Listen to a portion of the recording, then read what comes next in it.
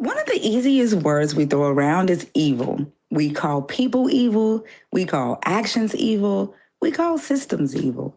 But the moment a God enters the conversation, people suddenly change the rules. So today, let's slow it down. What actually makes something evil? Is it intent, the outcome, the amount of suffering it causes? Is evil something that's wrong no matter who does it? Or does a God get a completely different set of standards than everybody else?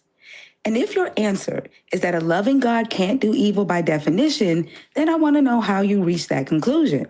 Is it because of the actions themselves, or because you've already decided that anything a God does has to be good? Today is about examining the standard that you're using and whether we're being consistent with it. So wherever you land, whether you're a believer, whether you're questioning your faith, or an atheist, we want to hear from you. If you think an evil God doesn't apply, give us a call at 512-991-9242 or request up via TikTok and tell us why. I'm your host, Thinker. This is the Atheist Experience, and the show's starting right now.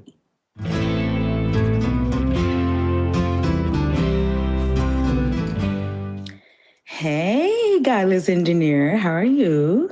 Hey, I'm doing pretty good. I was on Talk Heathen earlier, and so now I'm on here, and it's just been it's been a very, call-in show kind of day for me. It's been awesome. Well, I'm glad to have you here with me. We work hard in the atheist community, I would say. Well, welcome everybody. Today is July 19th, 2026. And I want to welcome all of you to the Atheist Experience. Thank you so much for joining us. I'm your host, Thinker, and joining me today, as I stated, is Godless Engineer. The Atheist Experience is a product of the Atheist Community of Austin, a 501c3 nonprofit organization dedicated to the promotion of atheism, critical thinking, secular humanism, and the separation of religion and government. This means that you can give us a tax-free donation, as many as you want, in fact, and know not only that it's going to a good cause, but also that it helps you too. We are streaming tonight, so a big shout out to our viewers on TikTok and YouTube Mobile. If you're watching us on TikTok tonight and you like to talk to us, just request up and join, and we'll bring you up on stage. Please make sure that you are over 18 years of age before doing so. And Godless Engineer, are you ready to take some calls? Oh, I definitely am. I'm ready to get into it. All right, let's go ahead on and get started. I think I'm going to start with Andrew. See what Andrew has today. Andrew, are you there? You're on the line with Thinker and Godless Engineer. Yes, I'm here. Hi, how are you? Hi, Andrew. Hi, Godless. I'm going to ask someone from the team if you could let my TikTok account up on stage for me, please. What are your thoughts on your God being evil and you knowing it?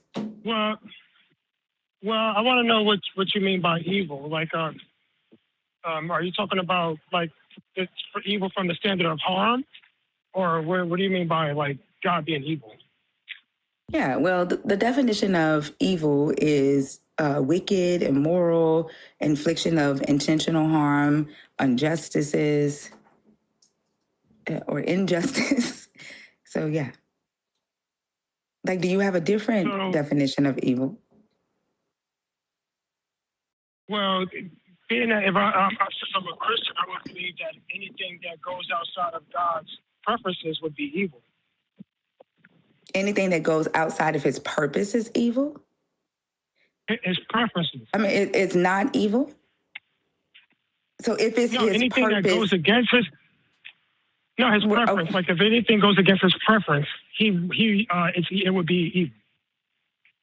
So an atheist, right, someone not obeying him would be evil?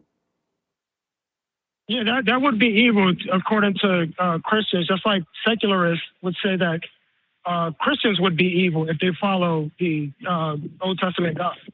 Mm-hmm. So when your God's Holy Spirit commands you to go and kill 30 random people, that's not evil, that's good? You talk about the Amalekites? Are you talking about? No, I haven't. If your God's Spirit commanded you, right, to go and kill 30 random people, would that be good? Oh, if he asked me to do that today? Yes. Oh no, then I wouldn't do it because we would be. I'm not asking if you would do it. I'm not asking would you do it. I'm asking would that be good? You said anything that goes against his purpose is evil. Your God's purpose is obedience, is to obey his will. So if his will is for you to kill 30 random people, then that would be then good? Yeah, that would be good. What's the counter argument to it? Would that not be good? To kill 30 random people. So anybody could say that the Holy Spirit led them to kill 30 people because it was God's will? Yeah, what's the argument against that? That killing people is harmful. That's intentional harm. Why is that bad? Why is intentional harm bad?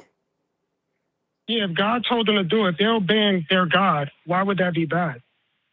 Well, one, because it's causing intentional harm, and then it would create chaos because all of you are talking to your God in your head and no one can verify whether a God told you anything. You all are bickering with each other. Hold on, you all are bickering with each other whether y'all are true Christians or not. Like y'all don't even agree with each other when y'all say God said.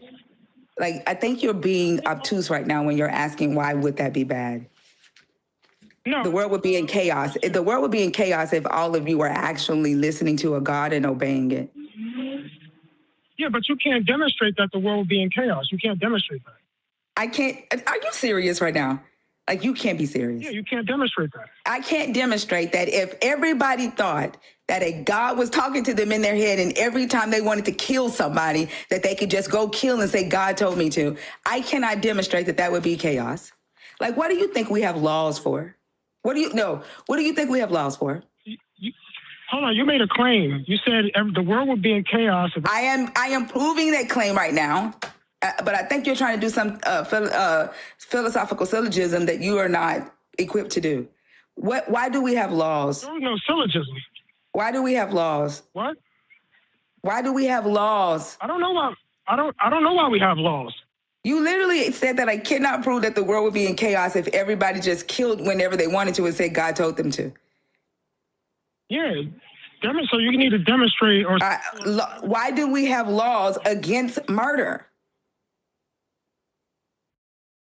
Because people don't want to be murdered. That's why. Because people don't want to be murdered? Or because it would be chaos? People would just be killing whenever they wanted to.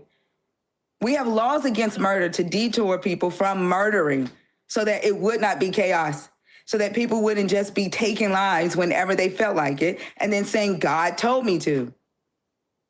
So you're against any kind of military action then? Is military action murder? Yeah. Military action is murder. So then when your God sends the Israelite army to fight against cities far away from them, he was murdering people. He was instructing the Israelites to murder. Yeah, so why was he doing that? He was instructing them to kill people who went against the Israelites. He was instructing them to murder. Although he gave a law that says do not murder. So your God is a hypocrite. Well, I think your God is not only evil, he's also a hypocrite. Well, so are secularists. They're also hypocrites. None of them are vegan. Well, we're not talking about secularists. We're talking about your God. Like, are you agreeing with me that your God is evil and a hypocrite? No. This is kind of easy. Because you're the same way. Well, I mean, this is kind of easy. The topic isn't me, though. The topic is your God. Your God is evil, and you know it. And so instead of you calling in trying to say that he isn't evil, you should have just said, yep, I know my God is evil and he's a hypocrite and he commands people to murder and he gave me permission to murder whenever I feel like it.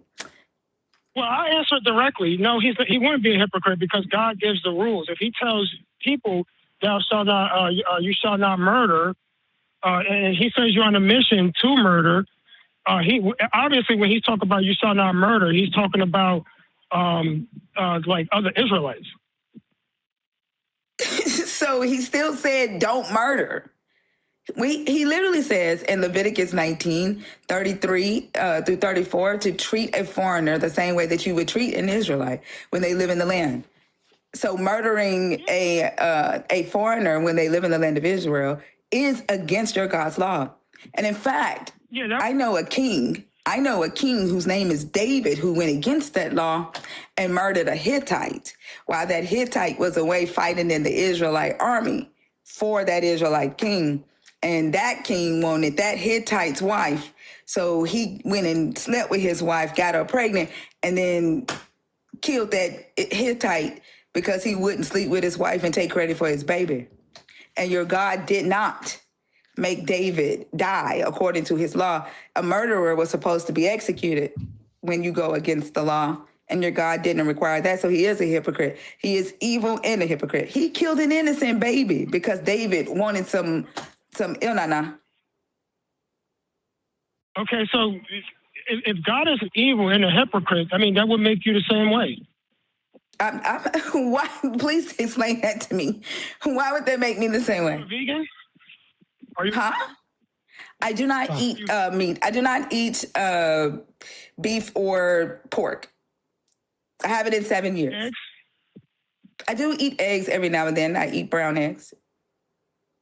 So, so you justify the killing and animals? No, the eggs are not born yet. Go ahead, Godless. Well, I was just gonna say, for one thing, Andrew, you've totally divorced your idea of morality from any real sense of morality. As soon as you say that what is evil or what is bad is anything that deviates from God's purpose, you no longer are concerned with the morality that affects people. You care about pleasing your sky daddy, essentially. So like, I get that you're trying to do some kind of purity test with Thinker here as far as like eating meat or anything like that, but the fact of the matter is that you have no sense of morality. You don't care about being a good and moral person in a society, because we're sitting here trying to explain to you why in a society, in a successful society, why it's bad to kill another person.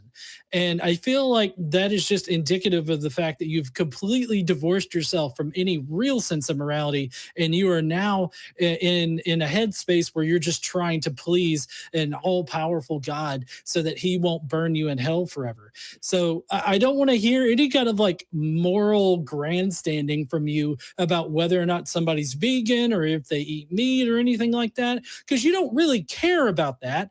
If you cared about that, you wouldn't follow a God that hamstrung horses in Joshua. You wouldn't, I mean, you can't tell me that God cares about the lives of animals or anything like that when he commands his people to utterly destroy those animals. So don't grandstand with this here, okay? Because you don't give a shit about animals, and your God doesn't give a shit about animals. No, I don't care about animals. I'm trying to point out the hypocrisy of secularists, because they say that their morality is superior to religious people. And so when religious people point out that, hey, most of you guys aren't vegans, and you're saying that the God of the Old Testament is evil because he does all this death and destruction, but most atheists support death and destruction of animals because none of them will not be. No. Andrew, quit fucking grandstanding about animals right now. I'm not more. Quit fucking grandstanding about animals, because you've already said that you don't give a shit about animals. And also us caring about the lives of human beings as well as other animals, it means that we actually do care about that. And just because somebody is more omnivorous than maybe you are, doesn't mean that they somehow love to torture animals, like hamstringing horses or utterly destroying animals in a field of battle just because you're up against another force. Okay, your God specifically commanded the Israelites to disembowel animals and burn their entrails on an altar so that he could just smell the sweet savor of the barbecue at the time. So don't grandstand about this kind of shit. We can care about animals and be omnivorous at the exact same time. Whereas your God, not giving a shit about animals, demanded that they be disemboweled and then have their entrails burnt, as well as hamstringing animals so that they suffer and die. That means that he doesn't give a shit about animals, and he wants the animals to suffer in the most cruelest of ways. We don't want that. Like, even if both of us were more omnivorous, It doesn't matter because your God just doesn't give a shit about suffering. He only cares about appeasing his own personal whims, and that's how it's completely divorced from any kind of sense of morality. Whether you want to extend that morality to more of the animal kingdom than just humans. So yeah, your God doesn't give a shit about that. Don't try to morally grandstand anybody here. I'm not morally grandstanding. I'm just pointing out the hypocrisy. That's all I was doing. No, we're not. Pointing out, we're not. hypocrisy? Yeah, we're not being hypocrites. There, The Andrew. thing is, Yeah, that's hypocritical. the thing is that you want to turn the conversation to humans when we're talking about your God. Like, it's like that you have become your God's scapegoat or your God's sacrifice. Like, you need to stand in front of him to protect him. Your God made decisions. Like, let's talk about the decisions that he made. Yeah, but if God created the entire universe, he can do with whatever he can do with his creation, whatever he wants, right? I mean, it's cool that you think that, but what we're talking about is whether he is evil and a hypocrite, and whether you are changing the definition of what evil is because it is your God and you feel like he can do whatever he wants. That still doesn't mean that it's not evil. Your God literally gave his enemy permission to fuck with y'all. Like, and you call that love. Like, in the story, your God could not be his enemy. Your God, let me finish speaking, please. Let me finish speaking, please. In your God's story, he could not beat his enemy. He kicked his enemy down to earth where his loving human beings are, who are weaker than him, for y'all to fight his enemy. And you call that love. Would you do that to your children? You said a lot. No, I wouldn't. Would I do what to my children? Would you lock your children in a room with your enemy? No, I wouldn't lock my children in a room with my enemy. No. Why not? It's just my preference. I don't know why I wouldn't do it. I just wouldn't do it. You don't know why? You don't know why you wouldn't lock your children in a room with your mortal enemy? No, I wouldn't do it because I was told that it was wrong to do that. It would be, Who told you it was wrong? like, any harm that come to kids would be wrong. Who told you that? My parents, people around me. So your parents told you that it was wrong to do harm to kids? Any harm? Yeah, yeah. And that's the reason, I just want to make sure, the reason you would not lock your child in a room with your mortal enemy is because your parents told you it would be wrong to harm kids, not because you love your children, but because your mommy and daddy would get you? No, they just told me that it was wrong to do stuff like that. To any kind of harm that would come to kids, it's wrong. So, like, do you have children? I don't. That's why your answer is the way it is, because you don't understand what it means to love a child. Now, if your mommy and daddy locked you in a room with their mortal enemy, would you feel like your mother and father loved you? Probably not. No. If they locking me in a room with their mortal enemy, Mm-hmm. It depends on the. And gave that mortal enemy free range to do whatever to you. No. That's not love. Would you think it was evil? I would think it was evil, yeah. Mm. But when your God does it, it's not evil. It's love. God locked somebody in a... You said, wait, God locked somebody in a room? No, we're talking about hell, Andrew. Keep up. No, I'm talking about earth. You are on earth right, with your God's mortal enemy running free to fuck with you anytime he wants.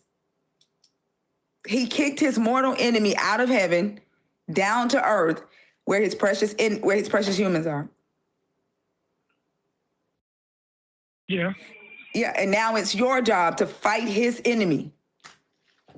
And when he could have just, if he's all powerful, he could have just destroyed his enemy in heaven, right? When Satan was up there causing trouble. Instead, he kicked him down here to earth so he could mess with the weaker humans and gave him free range and an army to do it, an army of demons to help him. Well, you said something before. You said that God you said that God sent somebody to sleep with a child. Did you say? I did not say that. Oh, poor baby. I did not say that. No, listen. The earth is analogous to the room that your parents locked you in. Okay? God is analogous to your parents. The devil is analogous to your parents' enemy. Get it? Yeah. Okay. So your God kicked his enemy out of his house down to yours, where you are, his humans, and gave his enemy free range to do whatever he wanted to his precious humans. Does that make sense? Okay. Well, no. I mean, you said God. You're talking about Lucifer in the Bible, because Satan is just anybody who goes against God. But are you talking? Is there a devil? Yeah, they call him Satan or something like that. So you know who I'm talking about. Anybody? Yeah, anybody can be a devil. Like. But is there a devil? Did your God kick an angel out of heaven? That is the devil, the dragon that deceived the whole world, that was a liar from the beginning, or no? I don't remember the context, but I'll take your word for it. Yeah. Either you have a devil or not. Yeah. No, what do you mean? It's like, you know, y'all God ain't real. Like what? Andrew, are you a Christian? Andrew, are you a Christian? Are you sure? Because it feels like you're bullshitting us right now. Why would I not be a Christian? Well, because you're acting confused about whether or not Satan exists in your theology. Well, when people think of Satan, they thinking about the devil horns and a pitchfork or something like that. That's not how I describe Satan. We're not. When have we described Satan that way? That's how most people describe him. Okay, well, all we've mentioned is the theological figure of Satan and what the theology claims about Satan, meaning that Satan is the ruler of this world. That's what the theology says. So how about get whatever you've got in mind as far as what we could or could not mean. We're just talking about fucking Satan. Okay, Andrew? That's what we're talking about. You're being obtuse right now. You're being purposefully obtuse. I've never heard of that word. Okay. You've never heard of obtuse? No, I never heard of that word. Meaning like you're being purposefully ignorant. You're being purposefully, you're playing dumb is essentially what you're doing. I'm sorry? You're playing dumb. There's no way you in New Jersey don't have some kind of like theological concept of Satan and what that means, whether it's a red-headed figure with horns and a pitchfork or just the actual theological like figure that is in apologetics. Like you have a concept of it. You know what Thinker's talking about. You're being obtuse. No, I was just making sure we was talking about the same thing because I didn't want to. I was just clarifying. That's it. I wasn't being obtuse or whatever the word you said. You literally said a Satan is just anybody who goes against God. You tried to play like you didn't know who I was talking about when you said, are you talking about Lucifer? Is his name Lucifer? You were being obtuse. No, because people call Lucifer Satan, right? Those are similar. Yes, those are the same figure. Lucifer, Satan, like however you want to mention him, that's who Thinker was talking about. You knew that's who Thinker was talking about. You know the theology that we're talking about right now. So you're being really, you're pissing me off. Listen, Andrew, what God is evil just by the claimed actions in his holy book. How do you feel about the Bible? Do you think the Bible is representative of God? Yeah, of course. Okay. Point to me in the Bible where Satan does anything that's out of the realm of God's like commands, that is something that's against what God has asked him to do. That's something that Satan does on his own without God telling him to do something? But first, I think we need to find out if he thinks Satan is evil, because that's his definition, right, of what evil is. So do you think Satan is evil? Well, I've been trying to look into Gnosticism. Gnosticism states that Satan was probably most likely the good guy. So I've been trying to look into that for a while. And, you know, Gnosticism kind of makes sense a little bit. But as I stand now, yeah, I would say Satan is evil. Okay. Now, can you answer Godless' question? Can you repeat his question again? Yeah.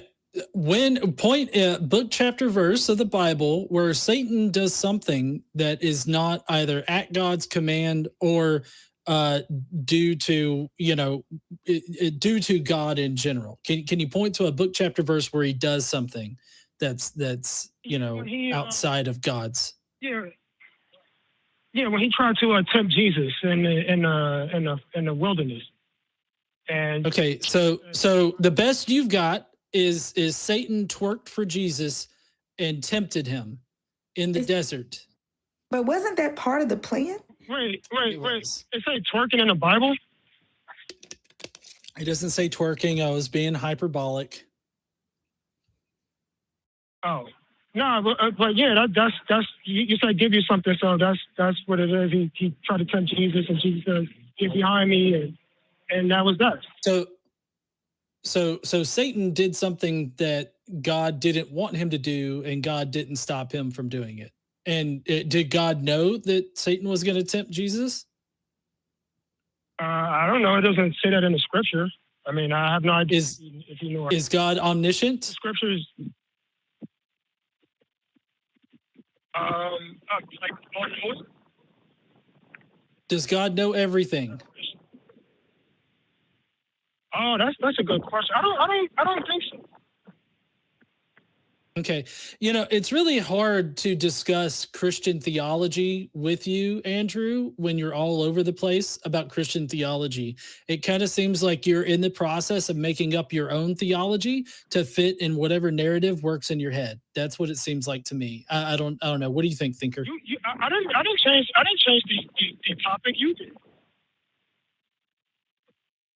I didn't claim that you changed the topic.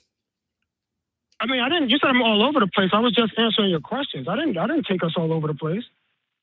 No. I'm saying that your theology is all over the place. Like you're not sticking to like a Christian theology. You're just, whenever we ask you about something concerned with the topic, you just throw in some random bullshit that is a little difficult for us to interact with, because it's a lot like going to a buffet and you're mixing like the fucking lettuce with goddamn ribs. And it's really fucking weird for you to come in here, throw out Gnosticism, like, and I don't know who Satan is, which is bullshit. It's like, I don't know who Satan is. Oh, is Lucifer and Satan the same character? Like, it's just, I don't know. It's just a little difficult to interact with somebody who's actively doing buffet Christianity in the weirdest possible way.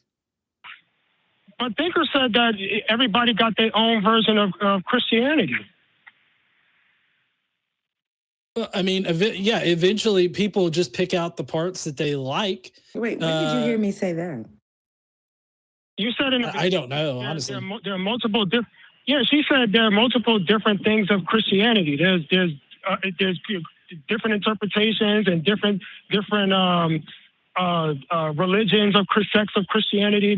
Ain't that what you said? Did I say that today in this conversation with you? Yeah.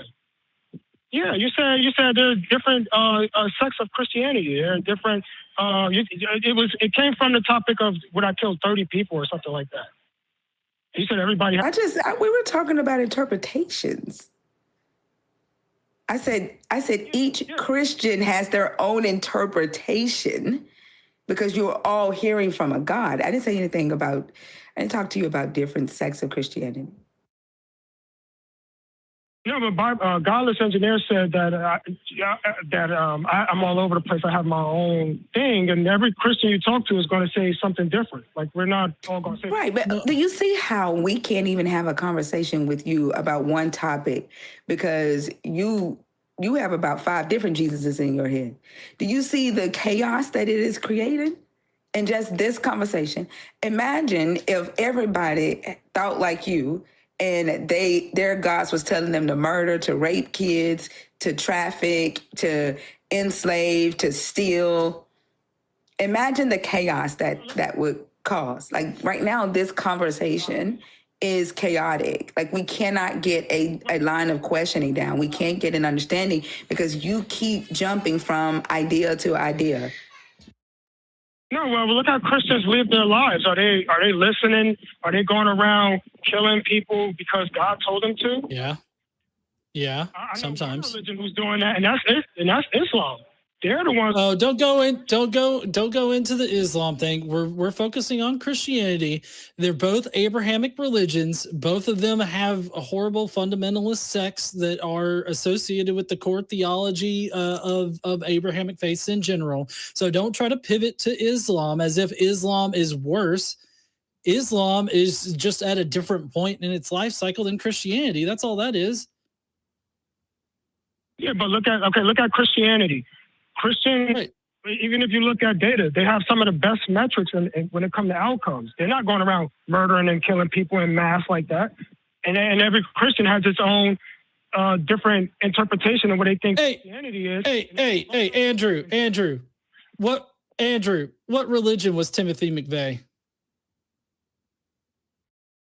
I have no idea. Okay, yeah, sorry, I forgot you're obtuse. No, he didn't. He didn't bomb because he was a Christian. Yeah, he did. No, he didn't. He bombed because he thought the government was screwing him over. No. He did his bombing because of the Waco incident, and he was retaliating against the government because of he perceived the government to be directly responsible for attacking a Christian sect that while he may not have been part of, he felt companionship with that sect because they were both Christian, and so he attacked the U.S. government building for that particular reason. He was very Christian, and there's not only him, but there are plenty of other people in the history of this nation that have been Christian and have been on violent rampages, right? Dylan Roof over there in South Carolina. Do you want me to pull up a list of Christian domestic terrorists in America? Don't act like Christians aren't violent. They are violent. No, I'm not. Independent fundamentalist Baptists are violent in general. I mean, Dylan Roof. Dylan, is that the same guy that shot up a church? Yes, he shot up a black church because he's a racist piece of shit. Yeah, it seemed like he did it because he was racist, not because he was did it because of Christianity. He was a Christian. Yeah, but I'm saying he didn't do it because he was in the name of Christianity. He did it because he was he was racist. Because he went and shot up a white church.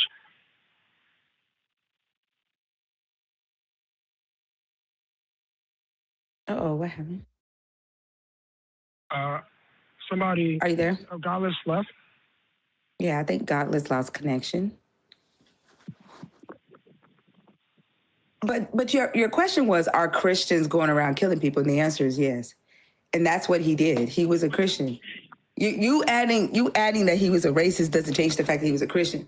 And if your God's spirit is on him and your God's spirit is giving him strength and moving him to do that, that's something that your God gave him strength and moved him to do. And you said that if your God tell you to do that, that is good. That is not evil.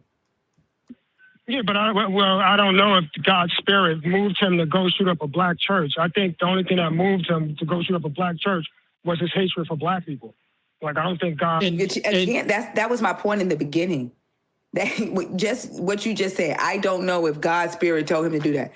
Nobody has access to your mind when you all say God said. So if you believe that your God spirit is speaking to you and moving you to do something, and you say, well, evil is not obeying God or doing something against the purpose of God, then anything a person says a God told them to do is not evil. It's always good. So anybody that worships the Old Testament, that worships God in the Bible would be evil by your standard, right? No, not necessarily, but it does. We like can't hear the you, belief. Godless. Oh, I can hear him. I can't hear him. oh. I think it's coming in on my side. You can hear me, Godless? Well, I can hear you, Andrew. Thinker can't I hear cannot me. hear him. I can hear you. I can hear Yeah, he can. Andrew can hear both of us, but Thinker can't hear me. I'm showing levels coming in on my end.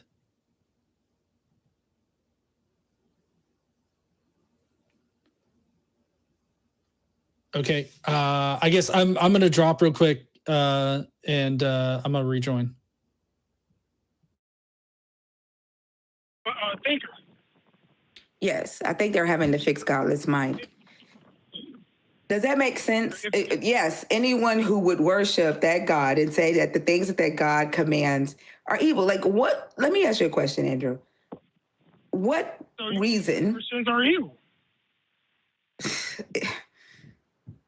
All right, can you hear me now? Yeah. Okay, all right. Andrew, what reason would an all-powerful God, who you believe has the power to wake people up in the morning, correct? Your God wakes people up, huh? Yeah, I agree. What reason would that God need to employ human beings to kill the people that he wakes up every morning? Like, they don't wake up unless your God wakes them up. What reason would he need to then employ human beings to go and murder humans whom your God woke up that morning?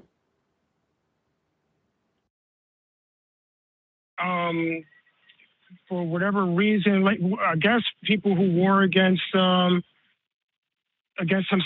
who turn against him, or who war against his people, But hold on. But if he wakes them up, right? They don't wake up unless he wakes them up, right?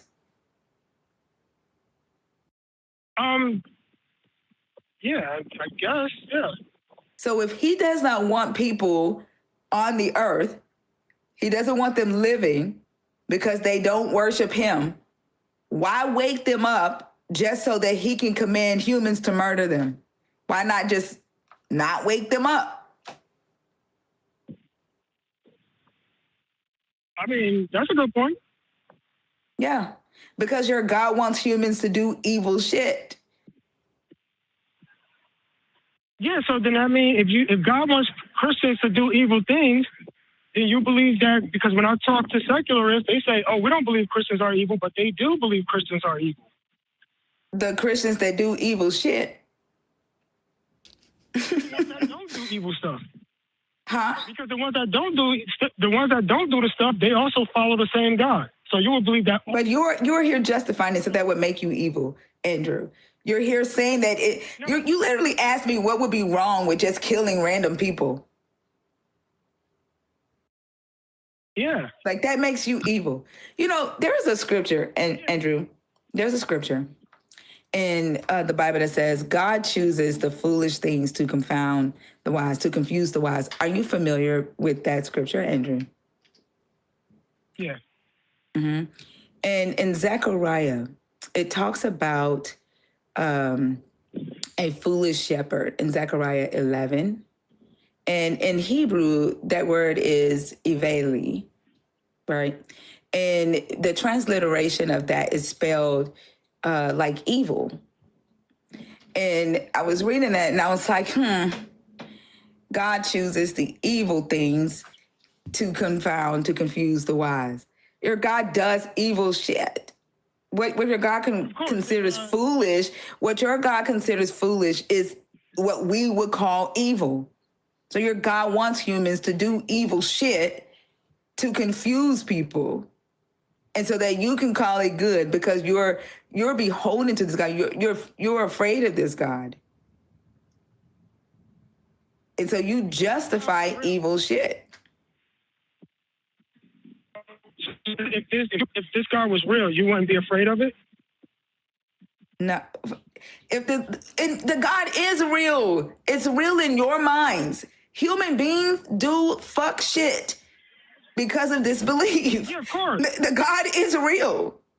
That's why I don't like having conversations with people about proof God exists. Y'all are the gods. Like, y'all carry the God around with you in your hearts and in your minds. And you are the God's arms, legs, feet, mouth. So then why do secularists who don't believe in God, and why do they still do evil stuff? Because like humans do evil shit, but you are doing evil shit because a God told you to. And then you try to convince other people that they need to do evil shit for God. So you're saying that they shouldn't do it in the name of God, right? They shouldn't do evil shit, period. It's harder to get a human being not to do evil shit when you have a fear of a God.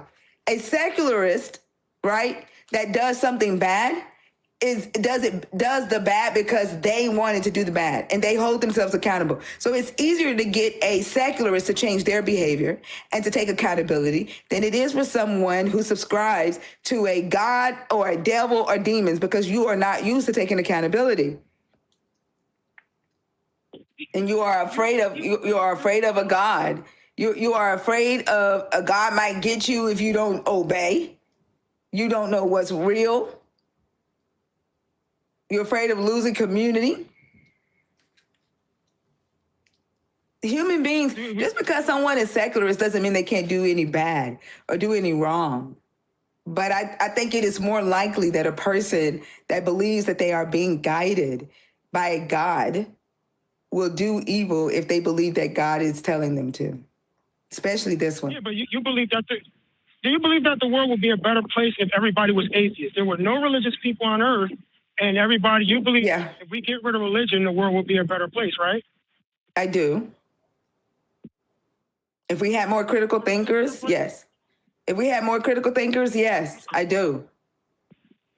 Okay, North Korea, is that a better place? I ain't never been to North Korea, have you? No. So why are you asking me about North Korea? You want me to lie to you? I've not been to North Korea. I don't know.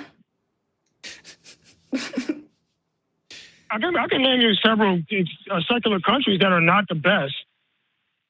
How do you know? Because the countries self-ID as secular. How do you know what the quality of life is there? Okay, let's say China, mostly secular. Have you been to China? No. So how do you know what the quality of life is there? You can look up the lives of people. You can look up the happiness index of those people. Why do Christians report the? Have you looked up the happiness index? Of happiness. Yeah. What is it? I have to go back and look it up. You know, I halfway expected him to just throw out a random number. I did too. Happiness over there is 12. It's like. But do you see how your love of your God moves you to just say random shit? Like, your love of your God moves you to even lie. Then how come Christians aren't mass murdering people in large numbers today? Do you know that the majority of people in jail are believers of a God? A high number of them in the U.S. are Christians. Yeah, but less than 1% of people in jail are atheists. Well, how many of those people in jail convert to Christianity or to Islam or whatever? Because a lot of people that go to jail, they convert. Less than 1% are atheists. Even if the small number converted while they were in jail, it's not big enough, right, to discount the fact that the majority of people in jail believe in a God, overwhelmingly believe in the Abrahamic God. First of all, most of the country isn't atheist. Most of the country is religious. Most of the world is religious. Stop for a second. I wanna see more. Stop for a second. Think about it. Do you think the world is a peaceful place, or do you think the world is filled with evil and wickedness? I think it's both. It's a mix of both. It can't be.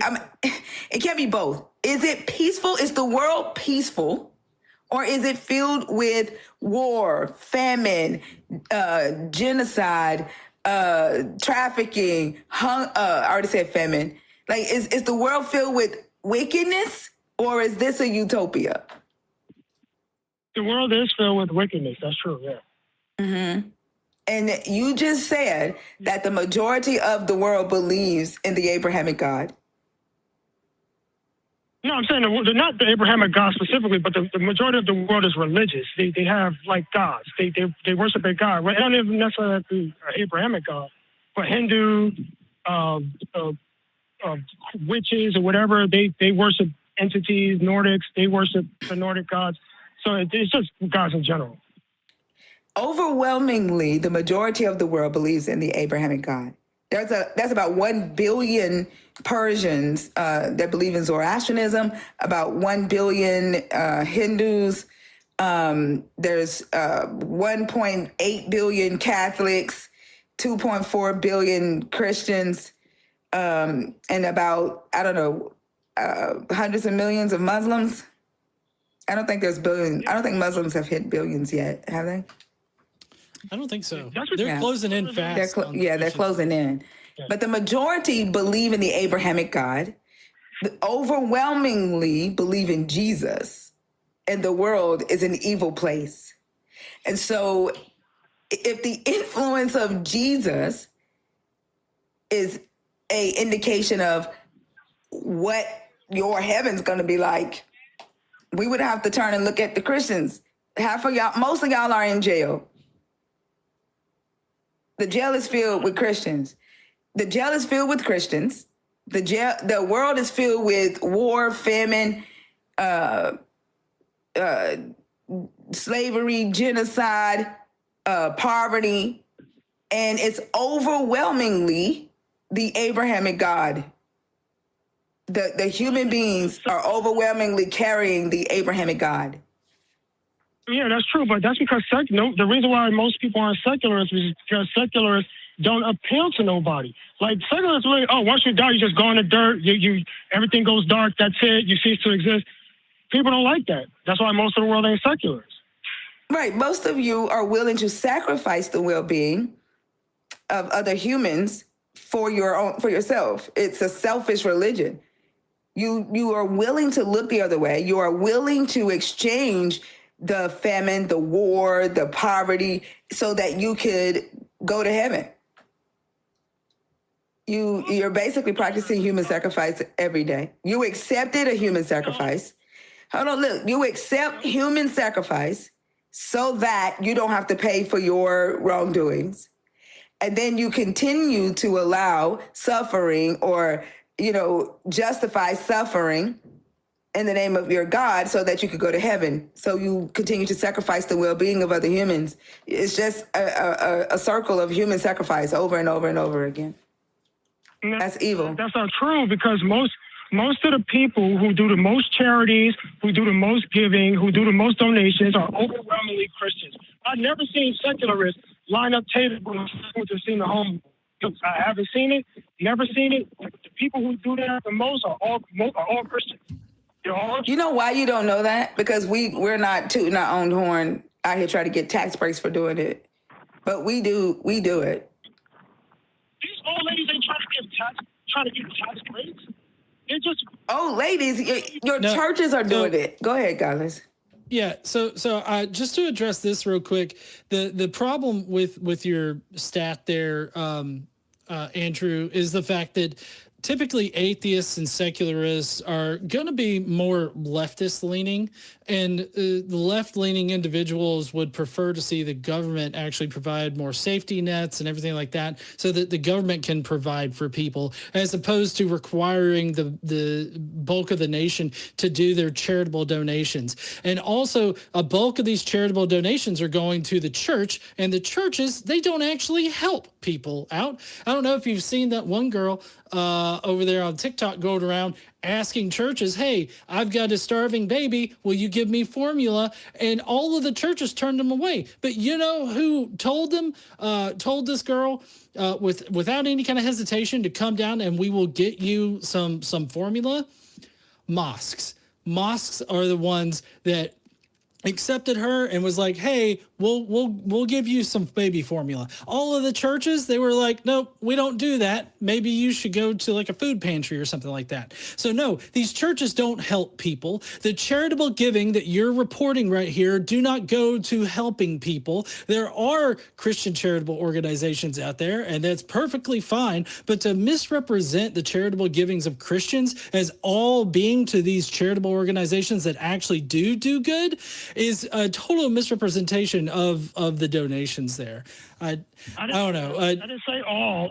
I didn't say all. I said, and what you brought up, you said that, the girl asked for formula from Muslims, which is still religious. It was a secularist that gave her the formula. They were Muslims. So secularists, because she was calling religious institutions, Andrew. What the fuck is your problem? Like, are you seriously this dense? Or are you purposely being this dense? No, the secularists knew about that she was doing this, right? You know about it. Because she was recording them and putting them on TikTok as a test of religious institutions. And she got help from a religious institution. A Muslim one that you threw under a bus earlier. I didn't throw no Muslim mosque under the bus. No, yeah, you did. You threw them under the bus. I didn't throw. Yeah, you did. You could everybody could go back and re-listen to the past 50 minutes, and you'll hear Andrew throwing the Muslims under the bus, right? You did that. But I know specifically because I brought it up that Islam is at a different point in its life cycle than Christianity is. That's the only difference between the two. Otherwise, they're the same Abrahamic religion. They're the same shitty basis for their religion, right? They both have fundamentalist aspects to them that make them shitty. They're both the same. I remember making that several minutes ago. Yeah, no, I get what you're saying, but you're saying I threw a mosque. I didn't throw the mosque. I just said Islam. No. I said Muslims. You threw Muslims under the bus. Yeah, I didn't say Muslims. I'm not talking about individual Muslims. I'm talking about Islam. Oh my God, you're being so fucking obtuse. I don't know. I'm done. I don't know if Thinker still wants to argue with you, but I'm fucking done with you. You know, honestly, Andrew, after you admitted that P3DOs are perfectly fine in your worldview, I've been done with you for a while. Where was I when he said that? I never. It was a while ago. I never said that. That's straight up cap. He talked about the debate that I had with Bible guy. I was on the show with Bible guy. It was my show with Dalton, the Bible guy, and you admitted that it was perfectly fine to grape a teenage child. So I've just been done with you for a while now. Oh yeah, I did not you admit gotta go. that. Bible guys. No, I did not admit that. That's a lie. I did not admit that. No, I mean, that's the reason why you were initially banned from the line. So no, I mean, that's it. Also, another person, another guest that I brought on there clocked you for that months before then. So no, Andrew, you're totally that kind of shitbag. No, he only said that because he got offended when I told him to prove that God raped Mary in the Bible where it says that. He couldn't prove it, and then he thought I was justifying freaking rape. The rape. You were. Of young girls, and that wasn't. No, I wasn't. Yeah, you were. I've got it on my channel. It's everywhere, Andrew. Everybody can see that. That's what you did. I gotta save them. That's not what I did. That's just straight up cap. All right, here you go. Andrew, was it wrong for God to forcefully impregnate Mary when she was 14 years old? Are you asking me a question now, or are you playing a video? No. I'm not playing a video. I'm asking you a question, Andrew. Was it wrong of God to forcefully impregnate a 14-year-old child? If he did it by force, yeah, that would be wrong. Yeah. Yeah. So this contradicts what you said earlier. That if it's part of God's purpose, then it's good. That's what you said. It was part of God's purpose to impregnate a 14-year-old child. Well, she wasn't. Again, we haven't established that she was 14. Oh my God. Like, why do y'all like not read this story in its cultural context? At that time, the marriage age of a young girl in first century Rome would have been between the ages of 12 and 14. She was betrothed. Marry herself. She was betrothed. That's fine, but it doesn't mean that she was pregnant at 14. She was betrothed, and the marriage age at that time, during that time in history, was between the ages of 12 and 14. She was already betrothed to Joseph. Can you show me any evidence in the Bible or any rabbi that says Mary was 14? Not what she might most likely might see, it's this kind of ultra specific nonsense that you need in order to accept the cultural context here. Because I could bring up Victor P. Hamilton, his work where he establishes the current, or not current, but at that particular time, the contemporary practices of fathers and marriage and everything like that. Like a father could sell his daughter before she was even 8 years old, and there was no way for her to refuse that. There was also the fact that he establishes that in the Jewish culture at that time, girls were married off at 14 as soon as they went through puberty. These are all things that are culturally established like in the Talmud and all this other stuff. So you can't sit, because that's where Victor P. Hamilton pulls his information from. But you don't want to admit that, because you have to make some kind of pedantic argument making Mary any other age other than a child. But in your worldview, the purpose of God was to impregnate a 14-year-old child, and you have to say that's good. Is it good for God to impregnate a 14-year-old child? No. No, it's not. So now you're being a hypocrite. No, I'm not. Yes, you are. It was God's purpose to impregnate a 14-year-old child. As you established at the beginning of this call, anything that's outside of God's purpose is evil. So it would be evil for God not to rape that 14-year-old child. No, anything that's outside of God's purpose would be evil. It's not in God's purpose to impregnate a 14-year-old. Then why did he do it? Like, take away the age. Take away the age. Just her period. Was it evil for your God to just rape her, period, and put his seed in her without her permission, period, and then tell her after the fact? God didn't rape Mary. Like, I don't know why y'all keep saying that. Did he not send an angel to her and say, "Hey, yo, you pregnant with God's child"? No, he didn't say, "Hey, yo." No, he didn't say that. See, this is the pedantic shit I'm talking about. I don't think we're done with Andrew. Yeah, I'm done. Y'all trying to. No, sorry, I dropped him. Look, I'm done with the pedantic shit of like, nah, he didn't say "Ayo." Like, are you serious? Like, that's the thing you object to in that? Like, that's just fucking dumb. Okay, we got more calls about God, not evil, and then we have some science calls. What do you want? I'm good either way. I'm here for it. All right, let's see. This person's been waiting a while, so we're going to bring them on. I think this is your wheelhouse. I do not.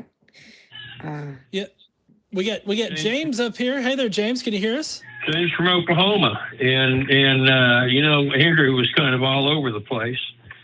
My mom had a debate book back in the 1950s, and back then there was still a lot of stuff going on with the racial things.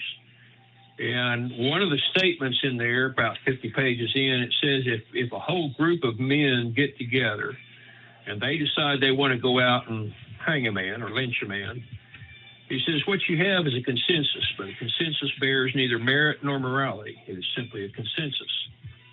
Now, you brought up several things about laws and morals. Don't we have laws that prevent murder? Don't we have laws that do this?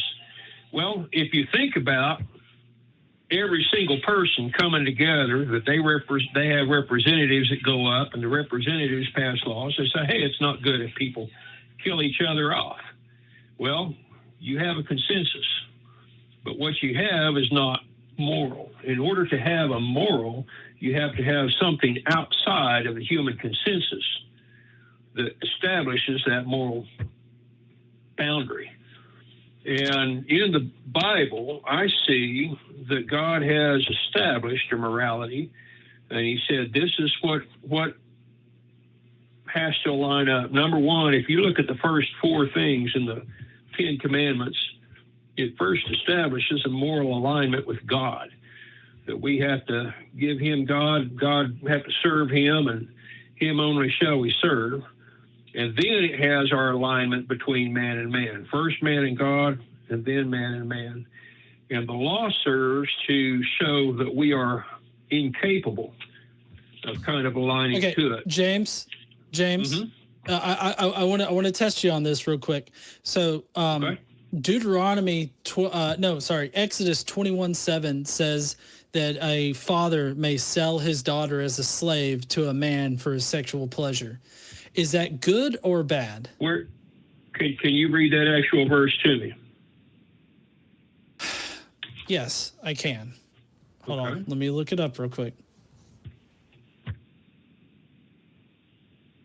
Well, before we get to that, I do just want to add, like, your God was okay with people being hung. Like, David handed over 7 of Saul's sons. Hold on. David handed over 7 of Saul's sons to be hung to end the famine.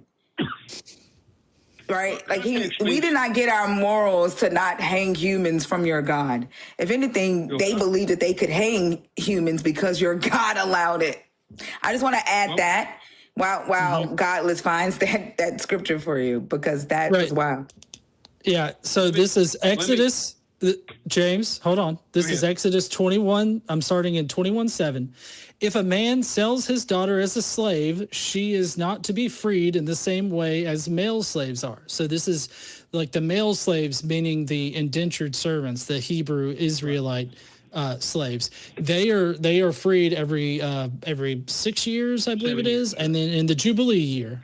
Yeah, well, they serve 6 years and then they're free in the 7th year.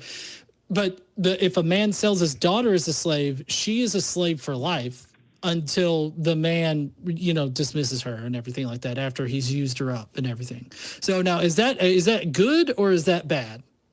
Well, let's look at some of the context of some of the things that you had before already. And one is that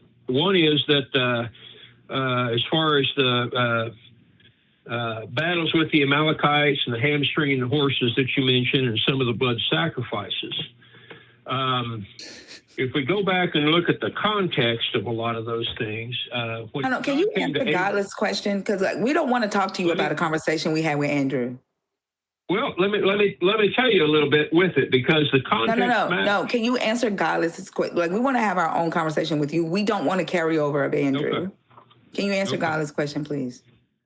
In the context where a man sells the daughter, if it says as a slave or as a bride, is it as a bride or is it as a slave? What would the original Hebrew context be? Because if he sells her as a bride, then that bride is bound by the marriage, and the marriage doesn't release unless the man dies. So James, I think that the problem, so there's two different problems here. First of all, the Hebrew does say slave. It indicates slave. It uses the word for slave, which is a bed.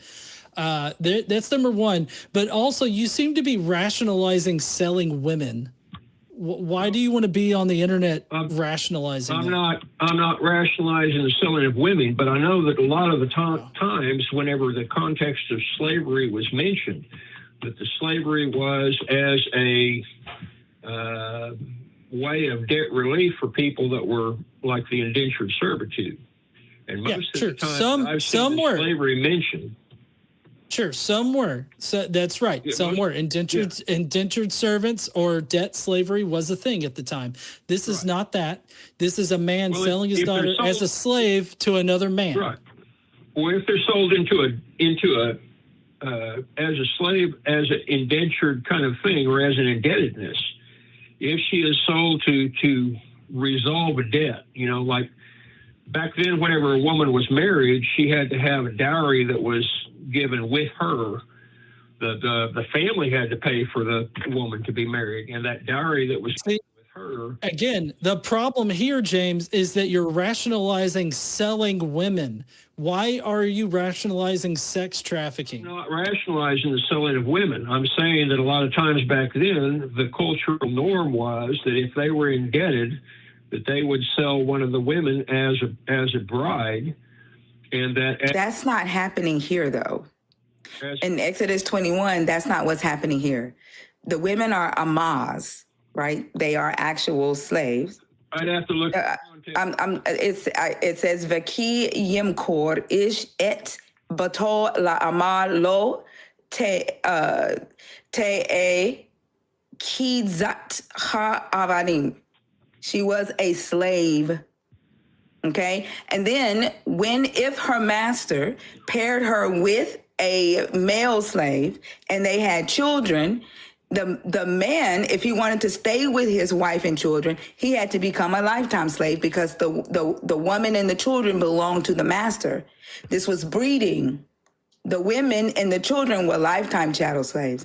Only the men here were released during Jubilee. Well, the man, if he wanted to stay with the wife, then he would become a lifetime slave because the wife was a lifetime slave. But you look in the context of the Hebrew slavery, they were required to provide for the servants. They were required to provide for the slaves as they would for one in their own household. So did they in America? Like, no one's going to pay $1,000 for a slave and let him die. Right.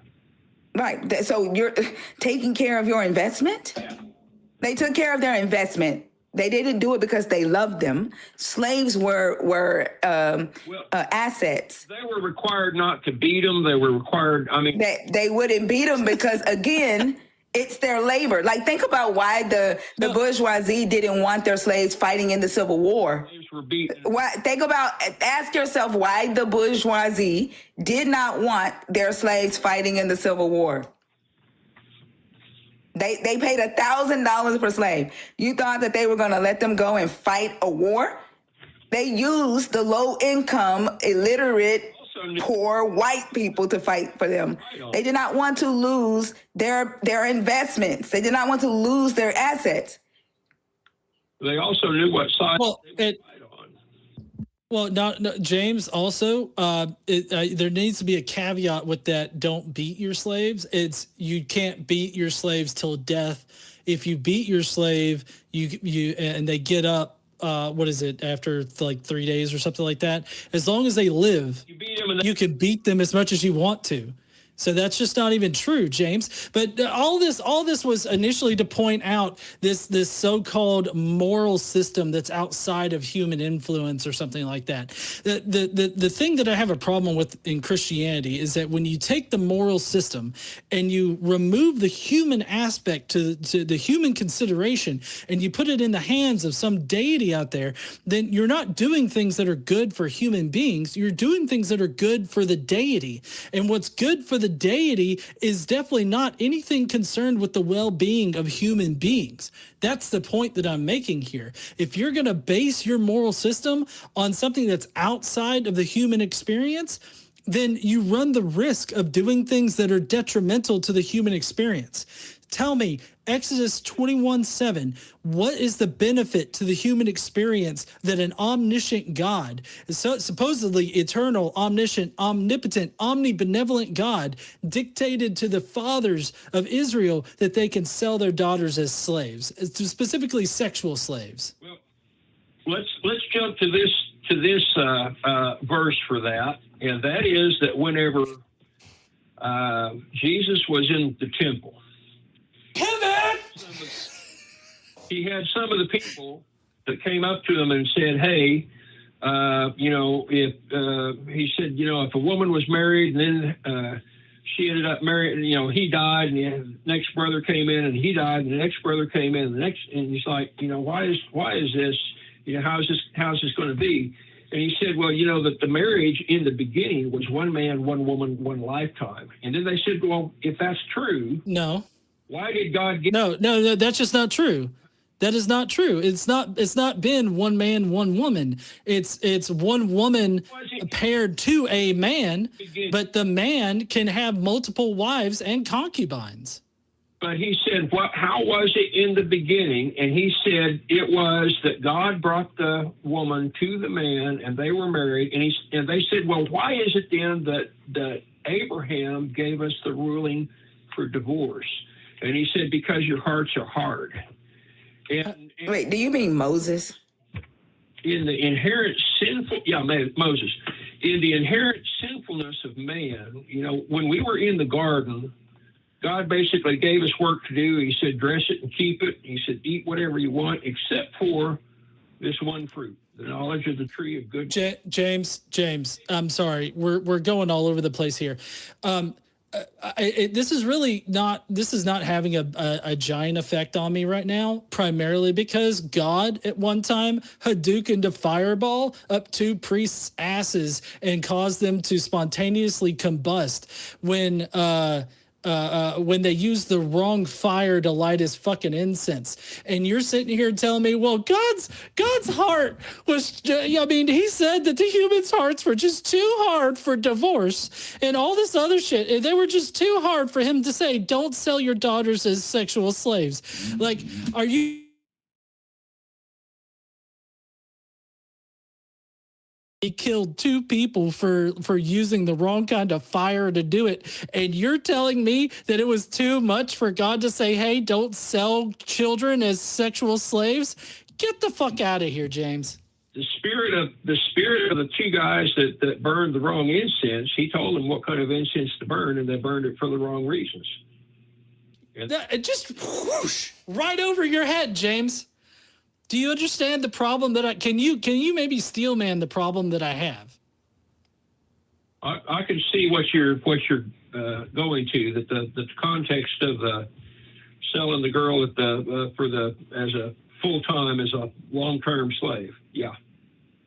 No. I have a problem with the hypocrisy of the whole idea that humans' hearts were so hard that God had to allow divorce and other bad things. But at the same time, he requires a specific kind of fire in order to light his incense with, and he kills two priests because of it.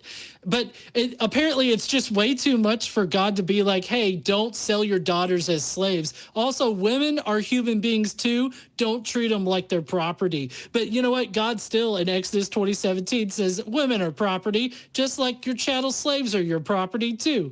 So like, you don't sit there and tell me that humans' hearts were too hard when God requires specific fire and kills people when they use the wrong kind of fire. God also killed a bunch of Israelites because they were a bit too lippy with him complaining about shit in the desert. God caused an entire generation of Israelites to die wandering in the desert because Moses fucking smacked a rock instead of yelling at it. Don't sit there and tell me that humans' hearts were too hard to tell them to stop selling women as slaves. Well, I'm telling you this, and that is that if you want to talk about morals can't come from a human consensus. It has to. Oh my fucking Christ! And it can't come from your fucking God either, James. That's what I've been trying to tell you. But morals do come from human consensus. Like humanity did not come to the decision to abolish slavery because your God commanded it. There's absolutely nothing in this book where your God says, I changed my mind. I was wrong to regulate slavery. Don't do it anymore.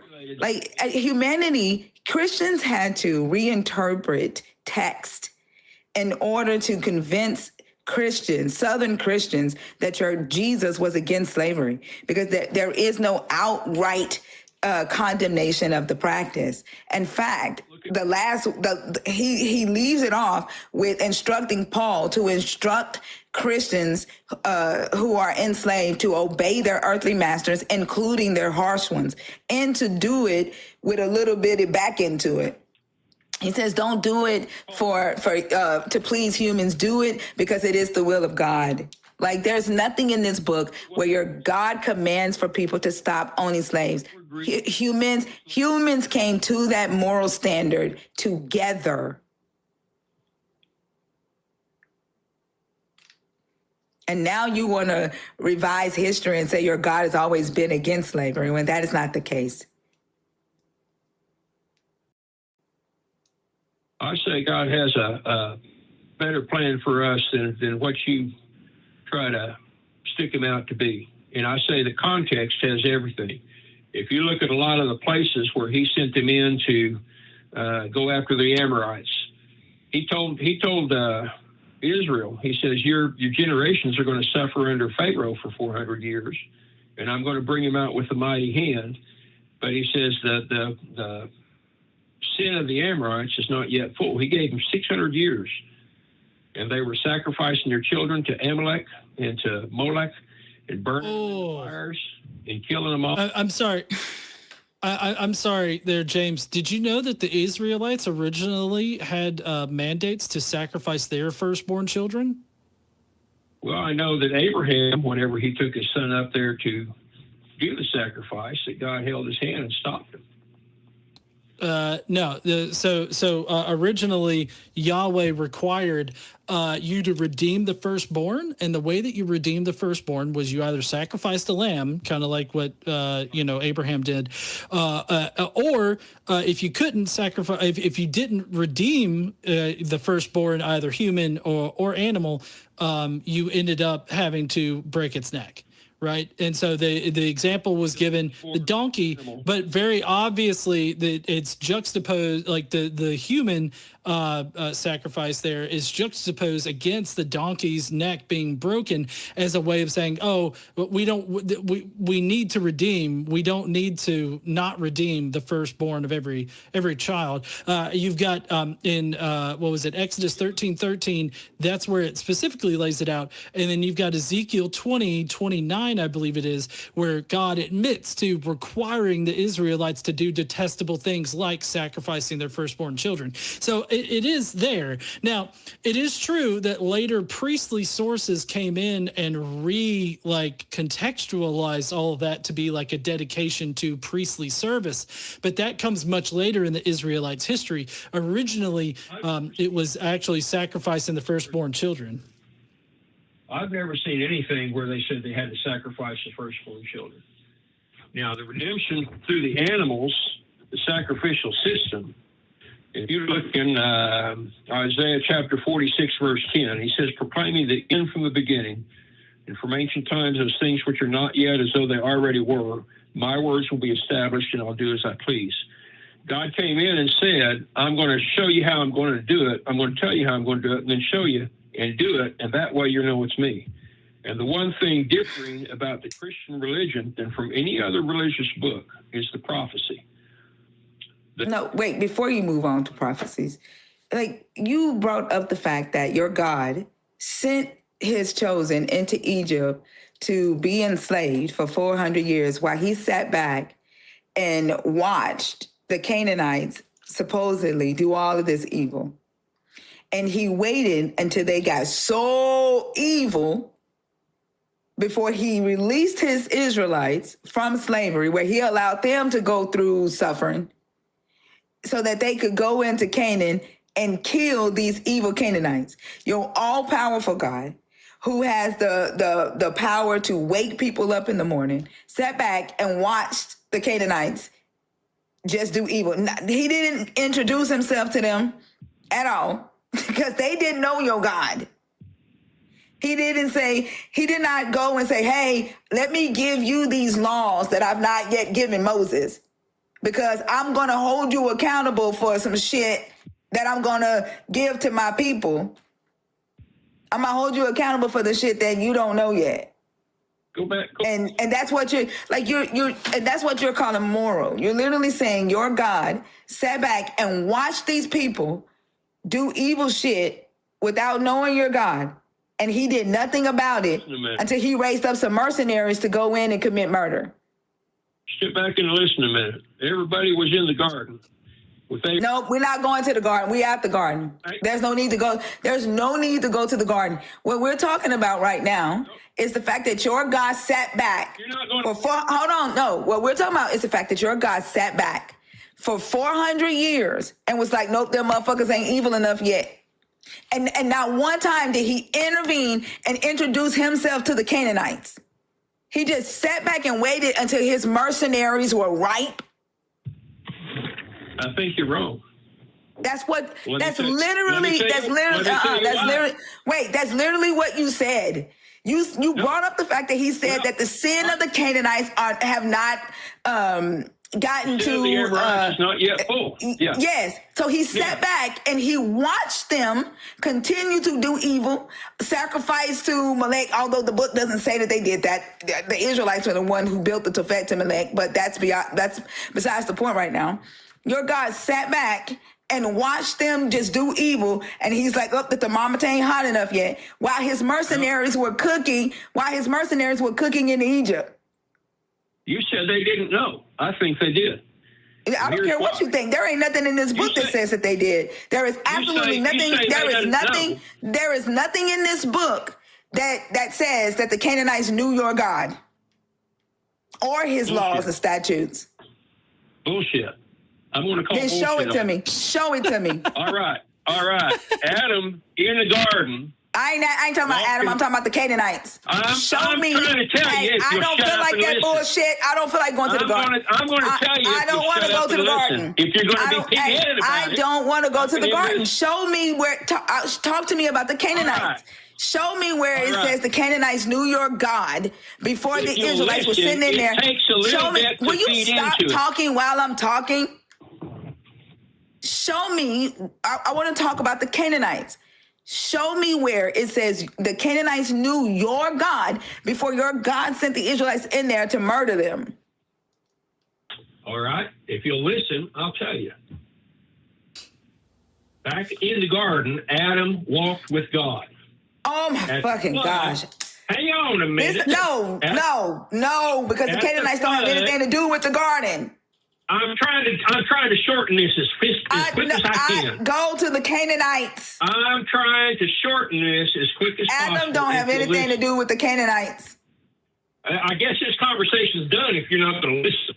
Then I guess it's done. We got other people in the queue. If you're going to listen, I don't know who you think you're talking to. Something. I don't know who you think you're talking to.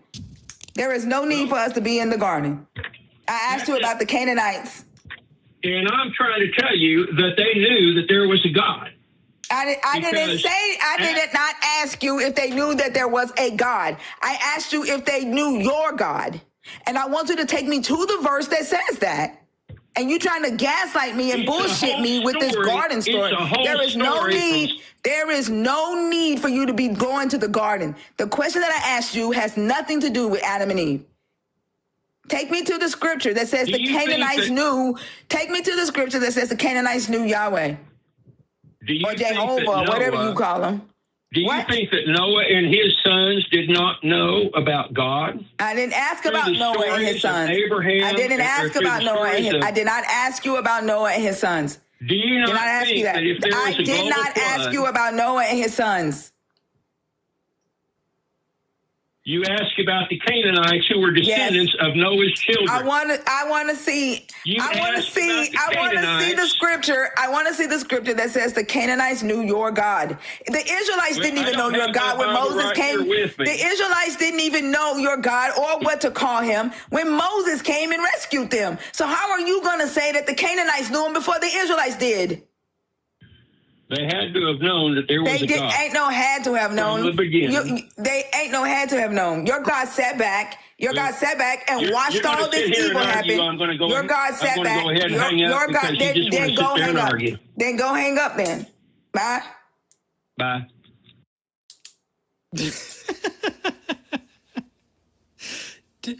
I mean, I don't understand the pivot. Like, he just constantly pivoted in one direction or another. He wouldn't actually answer any of the questions. It's crazy.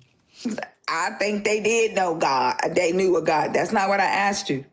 I want to go to the garden and we'll take a trip after this phone call. But right now we in Canaan. That's what I asked you about. Like, that's ridiculous. Oh man. All right. I'm good for either one that's left there in the queue. Actually, I got to do the announcements right quick. Yeah. I was going to say we should probably do the announcements.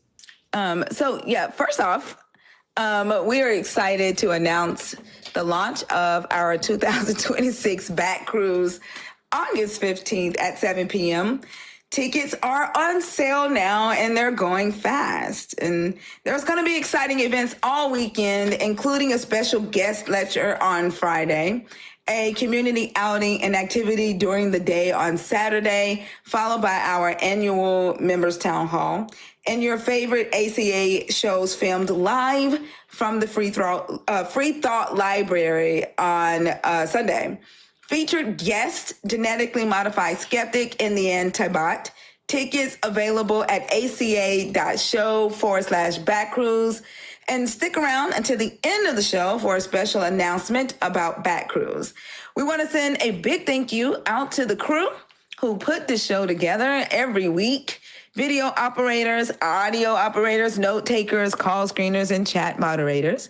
Would you like to be one of those attractive crew members, be a guest on one of our shows, or eventually become a host? We're always looking for people interested in becoming part of our productions team, so email volunteer@atheistcommunity.org to get involved. All right, we're going to take another call. All right. Let's take Georgi. Hello. Georgi, hi, how are you? I'm doing well. You want to make an argument that God is a DJ? Yes.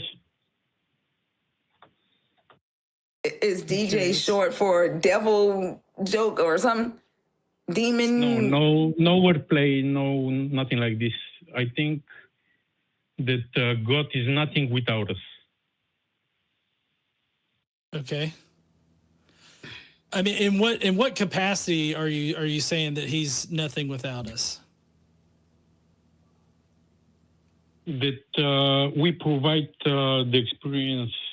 He can't have an experience without us. I agree with you 100%. I don't think that there really is, any type of disagreement there. I agree that the God can't do anything without a human being. I think that God is a concept that lives in the minds of humans. They are his mouth, his mind, his brain. Like, he doesn't have any of that without a human. So, I mean, I agree. Yeah, I'm not in disagreement about it. So, good. Well, my beliefs are hippy dippy new age, so I'm aware that I can't provide a very stable argument. Well, so now, George, are you saying that God exists, but he somehow only exists because we believe in him? Like, is that your argument? Yeah, I think we're eternal beings, and that is the way things are. It's like we deal with the physical reality, and also when we're in spirit, we have to deal with eternity. Okay. It's just what things are for me. What's the evidence that we're eternal beings? Well, a strong point is that we practically live in a quantum world, that everything is possible. If everything is possible, that's okay. I don't know. I don't honestly, George. I don't know what to do with that, bud. Just gonna be straight with you. How about we look at the pyramids and the relics that we have all around the world, in the Mexico, in the Egypt, in South America. Okay. I don't know how that's going to get us to human beings are eternal beings, but also there's only so many ways you can stack stuff and it be, you know, secure in its foundation. So, I mean, the fact that multiple different civilizations figured out how to build pyramids is not indicative of any kind of shared consciousness or any kind of like external beings that gave us that information. I mean, essentially, it's like, hey, how do I stack these shit bricks this high? Oh, maybe I should do it this way. Maybe I should do it that way. And they both figured out different ways to do it. And in fact, the pyramids, I've actually been to the pyramids over there in Central America. They're fantastic. They're amazing, but they're also very different than the pyramids that are over there in Giza. Now, I haven't been to the pyramids in Giza, but I mean, you could obviously tell that they're very different in their structure. So, I mean, yeah, they're pyramids, but I mean, they're still different. I don't know. Were you trying to use the pyramids in order to prove that, like, what were you trying to use them to prove? Maybe I jumped in on this a little bit too quick. Well, let's take a look at Machu Picchu. It's on top of a mountain, and the stones are all sizes, curved, and it's like what is going on? It's like on top of a mountain, and who the hell in caveman time is going to do that? Cavemen? Yeah, like in ancient time, caveman time. I feel like you're mixing up time periods here. And also, cavemen is not a scientific designation of a period of human development. That it would be better if you use something that was more indicative of an actual period. Are you talking about a time frame in which we were still hunter-gatherers and we were mixing with Neanderthals? Because that happened way before we started building settlements. We were still in nomadic, groups that were hunter-gatherers, and so we would move with the populations of animals as well as seasons. We didn't have like fixed locations.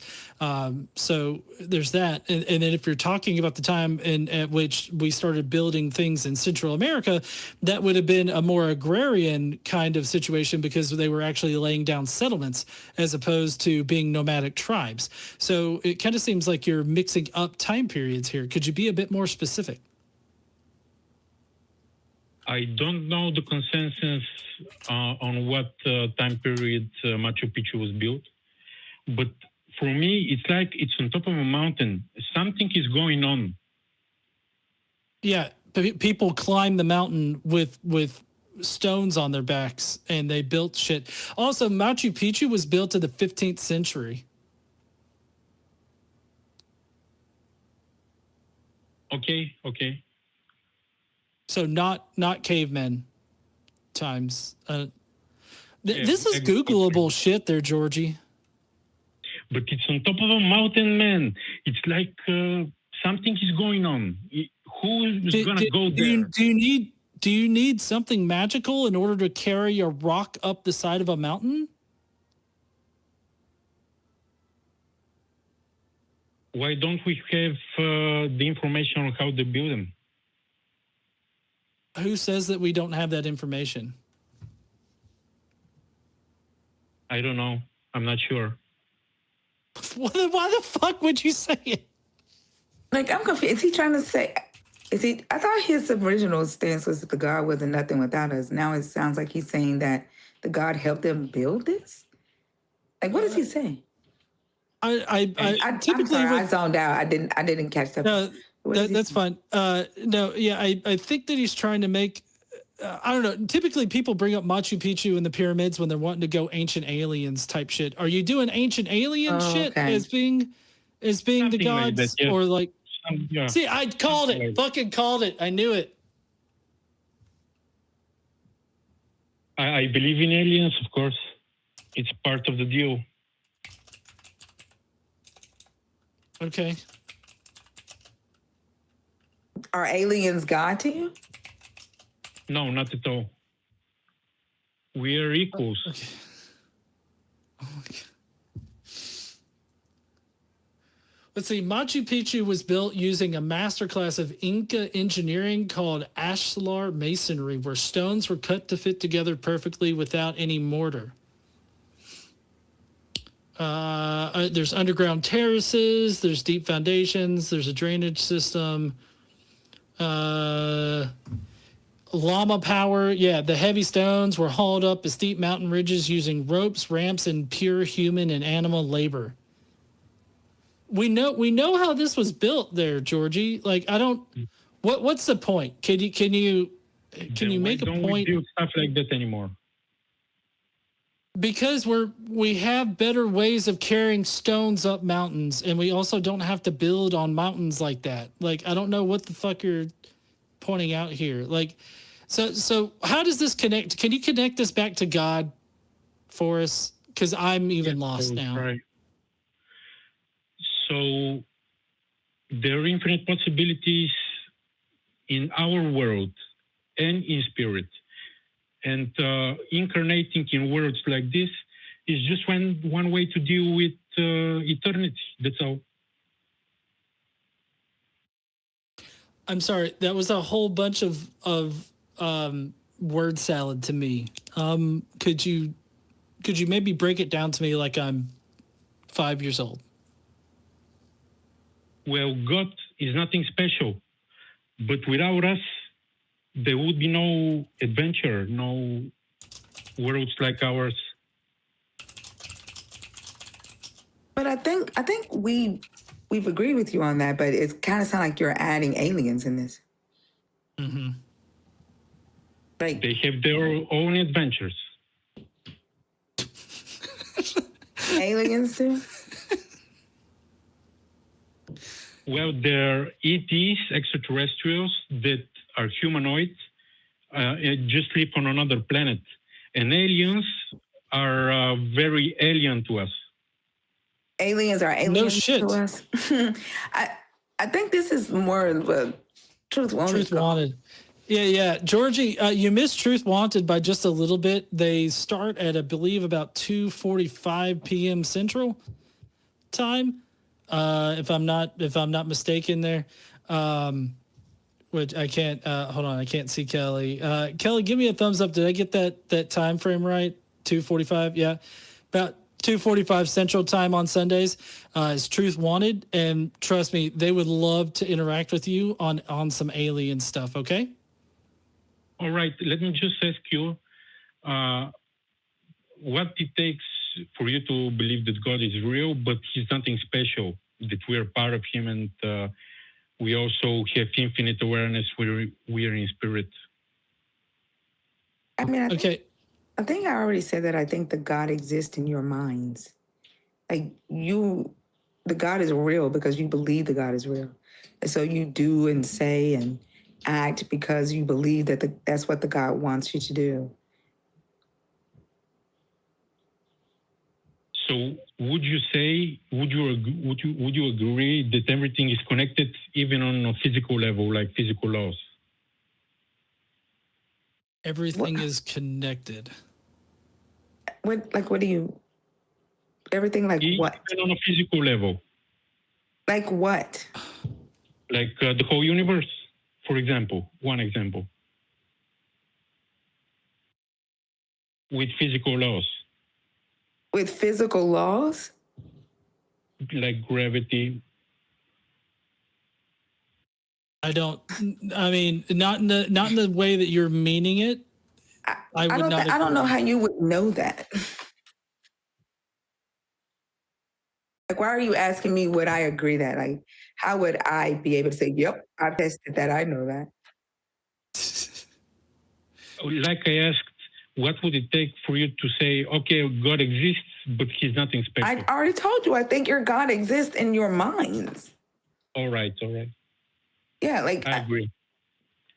We're one with God.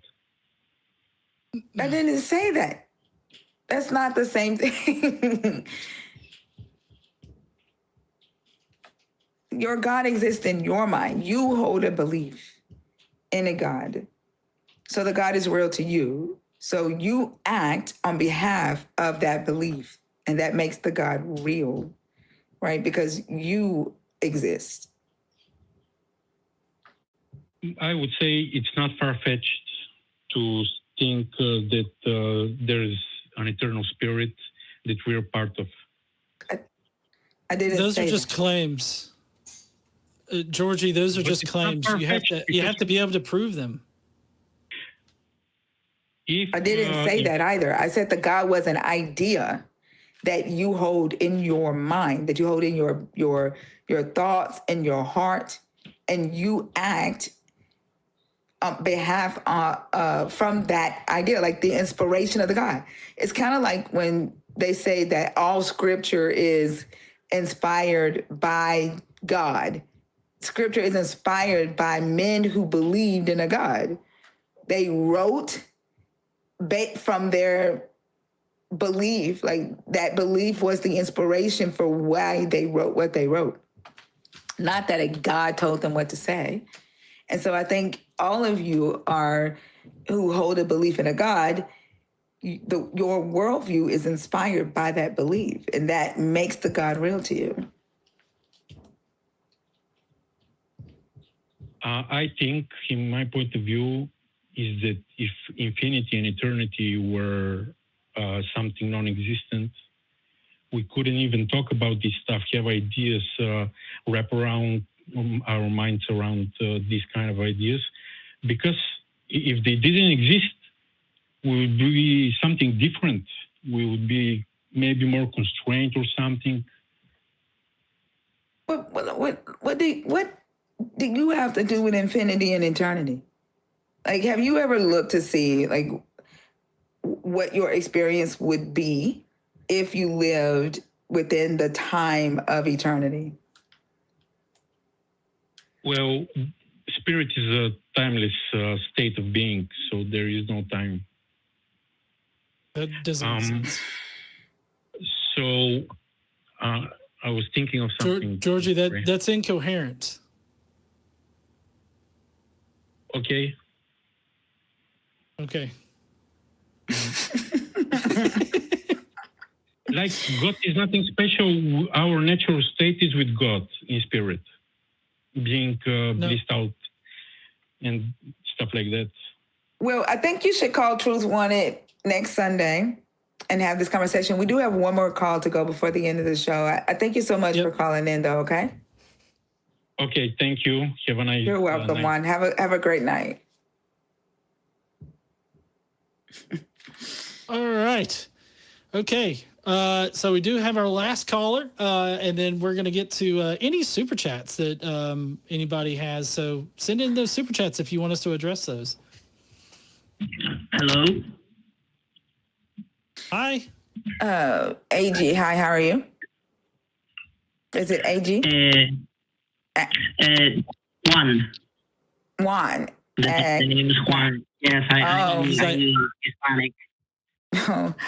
And so you want to call in about the possibility of God existing and not caring about human morality.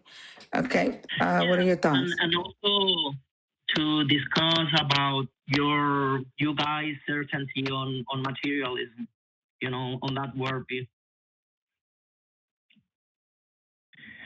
Okay. I'm sorry, say that again. Which one you want to start with? I'm sorry, say that again. Which topic would you like me to start with? Well, is your God evil? Well, first off, you said you want to talk about the possibility of God existing. I'm willing to grant you that the God exists for the purposes of getting to the actual topic. I mean, I don't know if Godless wants to have the conversation with you about God existing or not, but I quite frankly would just grant for the purposes of an eternal critique that your God exists for this conversation. Yeah, I'm really an agnostic in respect of like any more specific definition of God. But what I do have is that I don't think I am like a materialist or like a purely naturalist anymore. Okay, so you're agnostic. You don't have a belief in a God. You don't necessarily subscribe to a God. Could you repeat? I'm sorry. I'm trying to make sure I understood what you said. You're agnostic, and you don't necessarily subscribe to any specific deity. Like, are you an agnostic theist? Maybe more or less, more like a panentheist, you know, like maybe God, you know, the material world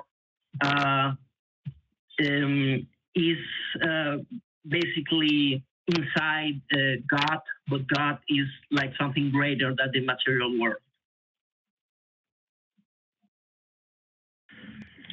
And the reason I say the thing about morality is because I do agree with you that in the strict traditional, like classical theist definition, there is the usufruct dilemma. Basically, you cannot have the three triumphant characteristics at the same time. And I'm sometimes like just tempted to, you know, the possibility that either it is the moral aspect, you know, omnibenevolence, that a God, to be consistent, would not have it, or it could also be lack of omnipotence in a traditional sense, you know? But that wouldn't mean that there wouldn't be a God that is like a non-materialistic basis for reality, you know? I'm sorry, I'm having a little difficulty understanding you. So I don't you're saying that you believe that God God is omnibenevolent. No, that God may not be omnibenevolent or may not be omnipotent in the traditional sense. But what God? Like, are you saying the universe is God, nature is God? Like, what is God to you, though? No, I'm not saying that nature is God, but that I'm inclined to think that there must be a God in the sense of a non-materialistic basis for reality. Non-materialistic basis for reality? Yeah. Because So hold on, Juan. I have a really hard time reconciling, you know, materialism with the problem of consciousness and my direct access to consciousness. Juan. Yes? So I get that you want to think that there's some kind of magical basis for reality, but that's kind of a bit of a logical leap there, going from reality exists and it requires some kind of magical aspect to it in order for it to exist.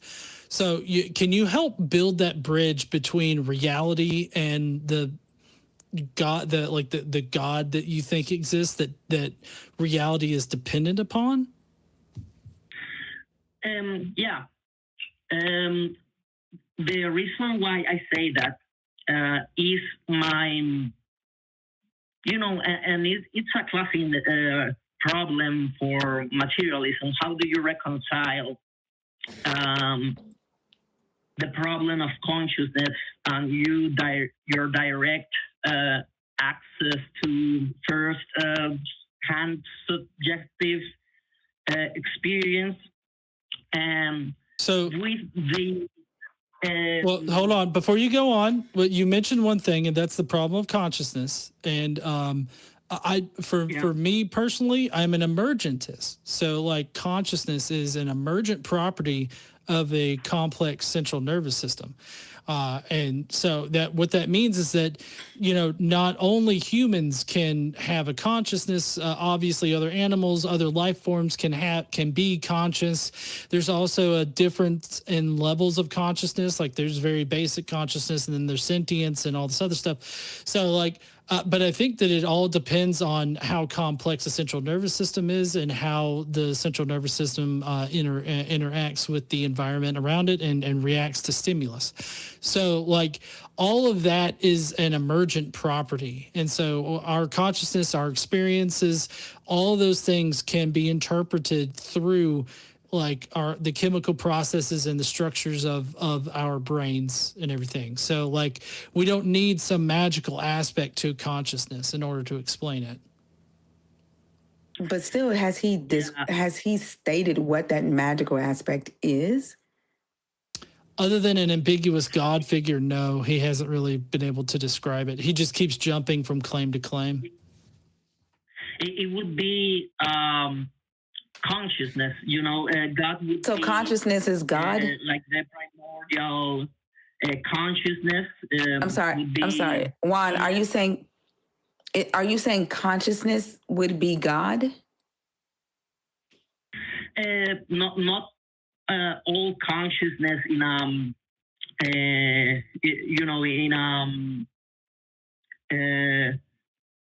a trivial sense, but all consciousness would be derived from the consciousness of God. What is the God, though? Would be the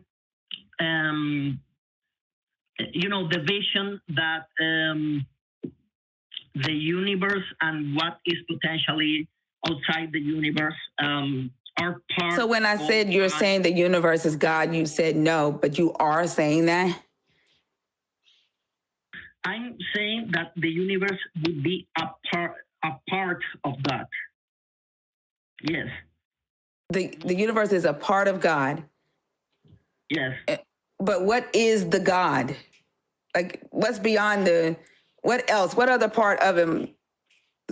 It would be nature. You're saying everything, the universe, nature, humans, everything is God, is what you are saying? No. So what's the other part of God? Got the universe, and what else? Could you repeat that? What are the other parts of your God? The universe and what else? If not consciousness, the universe and what? Because the reason why I need to figure this out is because the other part of your reason for calling is to discuss whether or not your God could be evil and not care about morals. And we can't have that discussion until we know what you're calling God. All right. What I'm calling God would be the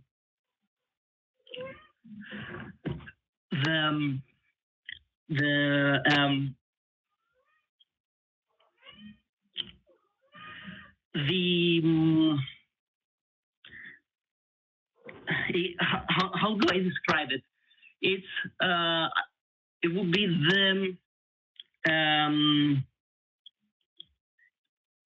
the organicity of the universe, and and the of existence. I'm calling God the origin of, in kind of a Platonic sense, the origin of existence, basically. Well, so this just sounds like presuppositional apologetics. Like you're just presupposing that there is a God that exists and it is the non-contingent thing that everything else is contingent upon. Is that what you're doing, or are you doing a contingency argument? I do think the contingency argument, which I do think going from the contingency argument to immediately like the Christian God would be a high reach, a high jump. But I'm not saying that. I'm saying exactly what the contingency argument would imply, this kind of causation. I'm not presupposing like the Christian God or the God of a specific religion. I do from the ones that kind of have the tendency that there is some truth in like most religions, but people often misunderstand what people like me say when we say that. When I say that, I don't mean that every religion is consistent with each other, but that I see, and if you study like comparative religion and mythology, you can see like patterns that emerge that are kind of common to different religions. For example, I think it's amazing and escapes from my my possibility of having kind of a natural explanation that for example, something that the mysticism of the medieval philosopher mystic Meister Eckhart has a very similar metaphysics to the metaphysics of Zen Buddhism, for example. They are very similar metaphysics when you analyze those different systems that never came in contact with each other. No. I don't. It's very hard to follow. It's very hard to follow, and not like, why argue something that you cannot? But my point is that I don't, in this very moment, I don't lend more credibility to the materialist hypothesis than to a non-materialistic or idealistic option. And what seems to give you the indication that something more than the material world exists? Well, for example, and I'm sorry, I'm not trying to do like a gotcha with this or something, but you said that you are an emergentist, I think right. Emergentism is not like a strict materialism. Because when you say that something categorically different emerges from matter, but is not matter in itself, that is bringing another metaphysical realm to the conversation. That emergentism, yeah, surely matter would precede that, but it still is another categorically different thing that matter. I think emergentism most of the times is a kind of dualism. No. No, I mean, emergent properties are not the same thing as dualism. Emergent properties are when, there's an interaction between different individual things, and then this other property then manifests. So, I mean, it's based in a materialistic sort of framework, just because the emergent properties aren't like one-to-one directly represented in the material world, like consciousness or anything like that. Just because there's not like a one-to-one thing and it's more of a complex situation doesn't mean that it's like dualism. Like, I don't know what you're talking about here. I don't know. I kind of feel like we're really not we're not getting too many, like, really anywhere with you, Juan. You've got a very confusing sort of theology here, as well as not really. It seems like you really don't know how to describe it. What I'm getting out of it is, you seem to be like a presuppositionalist. You presupposing that this God is necessary for reality, given some various reasons that you think that emergent properties or properties of this reality that aren't directly represented by materialism, like thoughts, consciousness, that kind of thing. Somehow that proves that there's a magical aspect to this reality, and I just don't see that. I don't see that as being, all that indicative of it. It kind of reminds me of, like, if you were to mix two different colors together and you get a different color, like, that different color is still represented by reality, right? It's still part of the natural world, even if that color is made by mixing two different colors. I don't know. I'm thoroughly confused, Juan, and but more importantly, we are kind of at time for our show. Okay. Just like one last thing I need to clarify. It's not just one reason. Like, I have talked about the. I do take seriously the contingency argument, but I do not do the stupid thing of presupposing just a specific religion because of that. But it's not only that; it's arguments against. Not arguments, but reasons why I specifically would think that materialism cannot be true, because and I see and I do think emergentism, it's not the traditional dualism, but I do think it is a form of dualism. That is okay. Yeah, that's fine if you want to think that, but the dualism thing is not the same thing as emergentism. How about this? Maybe we can come to an agreement that you can go back and workshop this idea, right? Get it written down either in a syllogistic form or in any other kind of way where you've got a clear, description of what you're trying to put down here. And maybe you can come back and we can run through that for any kind of logical consistency. Do you think that might be something that you can do, is to workshop this idea into some kind of like description of what you're trying to say? Yeah, okay, man. I think this would be better for Truth Wanted as well, or Talk Heathen. Yeah, good. Like, it's not what we're discussing. Yeah. Yeah, okay. That's a good idea.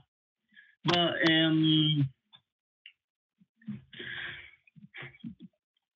so yeah, I was trying to get you to the topic. Like, you said that you wanted to talk about, how the God could be evil and not care about human morality, right? And that part seemed pretty interesting to me, but I don't see how we can discuss that with you when you're having difficulty even describing what your idea of the God is. And so, unfortunately, I'm not interested in, the philosophical conversation about, men going back and forth about explaining something that no one can definitively prove, So I'm willing to give you that the God exists, but you can't explain what it is. Like you can't explain what it is. And like, I don't want to start the conversation back up because we do have to get to reading the super chats and stuff and into our announcement.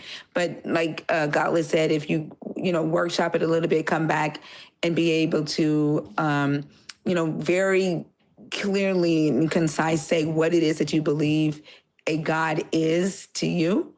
And then maybe call into Truth Wanted or Talk Heathen and talk that through with the host there.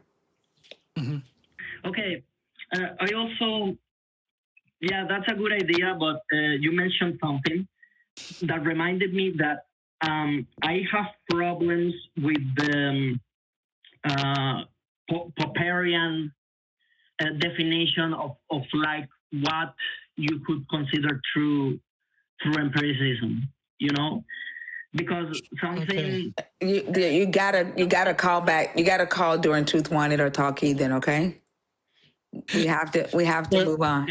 Okay. Yeah, we're not going to be able to interact with you on any kind of good level with you right now. So let's save that for Truth Wanted or Talk Heathen. Talk Heathen, I believe, starts around 1 p.m. Central on Sundays, and then Truth Wanted is at 2:45 p.m. Central on Sundays. So just earmark those for next week, okay, Juan? And just spend this next week workshopping this idea, all right? Sure. That's a good homework. Okay, I will have my ideas written down next week, okay? Mm-hmm. All right. Have a good one, Juan. Thank you so much for calling. All right. All right. Yeah, have a good day. I hope you have a good life. Okay. You too, Juan. All right. All right. I'm sorry. Do you want to do the? No. You do it. You do it. Okay. You're the host. Sorry. Okay. That's okay. I was trying to figure out. So we want to thank. I guess we'll go ahead and do the super chats, and then bring in the backup. So do you want to bring the super chats on stage, and then I read one, and then you read one? Yep. Okay. So the first one is from AG 499. Thank you, AG. Says the nerds are in the building. Thank you so much, AG. Yep. And then we got Infidel sending in the 1999 saying you don't have to be homophobic if you are Christian, but you can't be homophobic if you are a humanist. That's a pretty good idea right there. I mean, I agree. If you're a humanist, you're definitely not going to be homophobic. I agree. Slow TDI, thank you so much for the $1.99 super chat. Let me run by grandstanding, bruh, ain't okay. I think that was talking about Andrew, and he was definitely trying to grandstand. Blind Limey sending in the 10 saying tonight on Atheist Gear, John talks about effing Satan, Thinker casts pearls before swine, and Kelley gives in to the voices. Slow TDI 499. North Korea isn't atheistic. They worship their leader. Just because it's not your God doesn't mean they are atheistic. Like, holy shit, this guy. Yeah, I noticed a lot of people confuse state atheism with just the atheist demographic in general. And they don't realize that state atheism is where you replace the state or the supreme leader in this case, as the religion, and you worship the state or the leader or whatnot as a deity. They don't seem to understand the differences there. Slow TDI sending in the 499 again, saying North Korea worships their leader like a god, just because it's not your god. Okay, so this is just twice.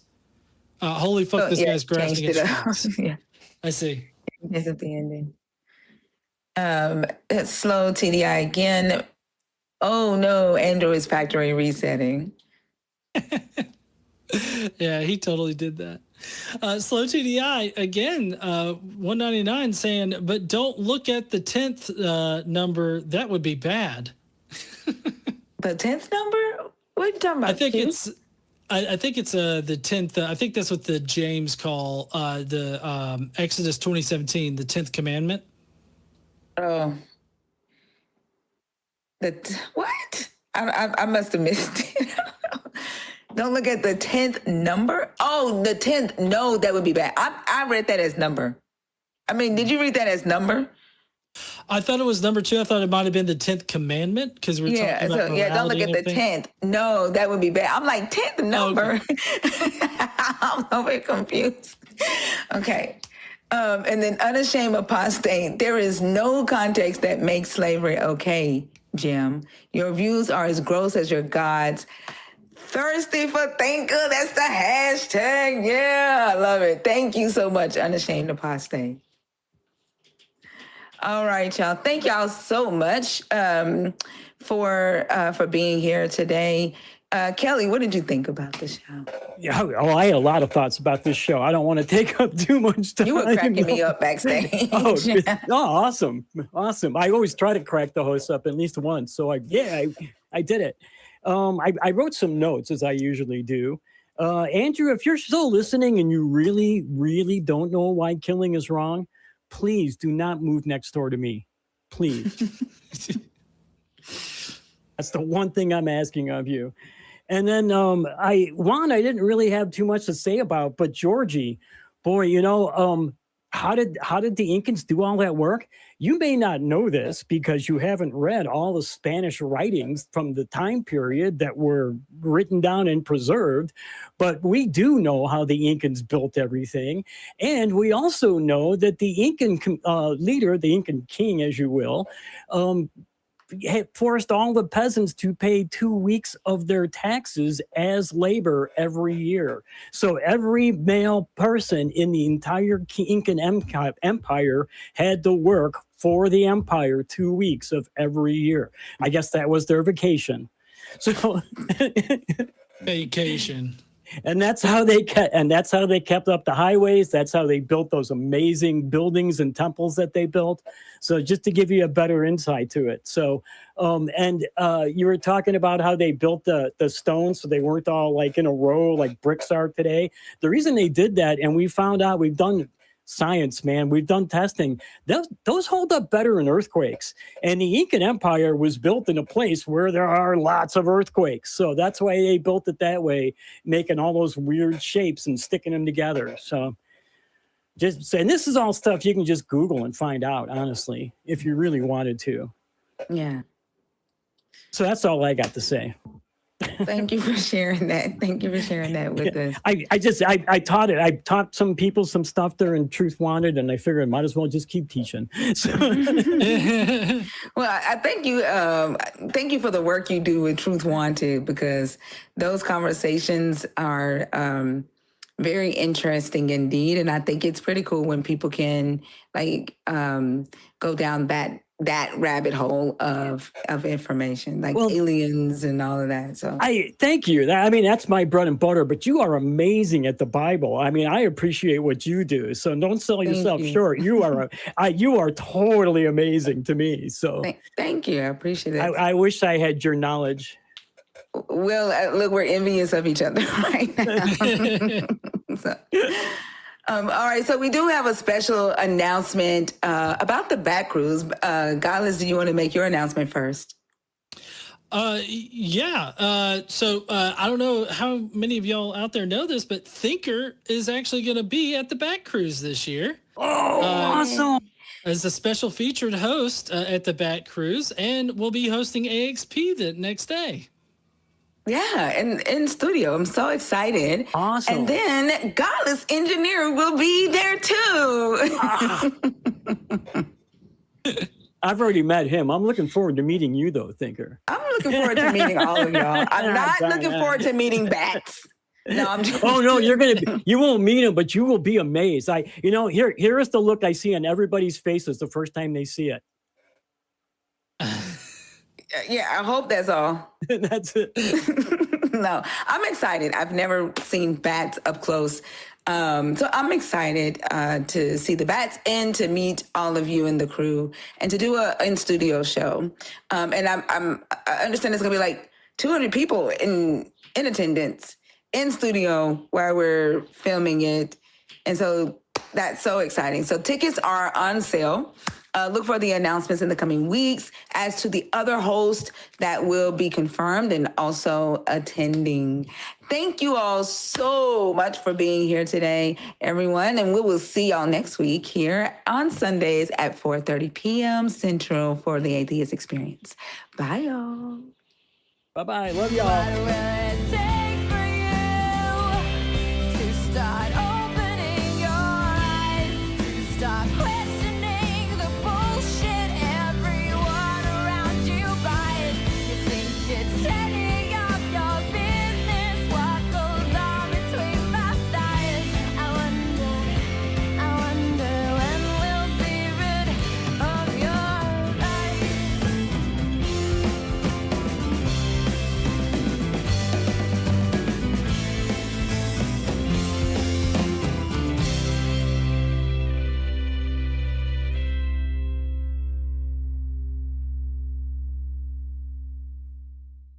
Watch Talk Heathen live Sundays at 1 p.m. Central and call into the show at 512-991-9242 or connect to the show online at aca.show/call.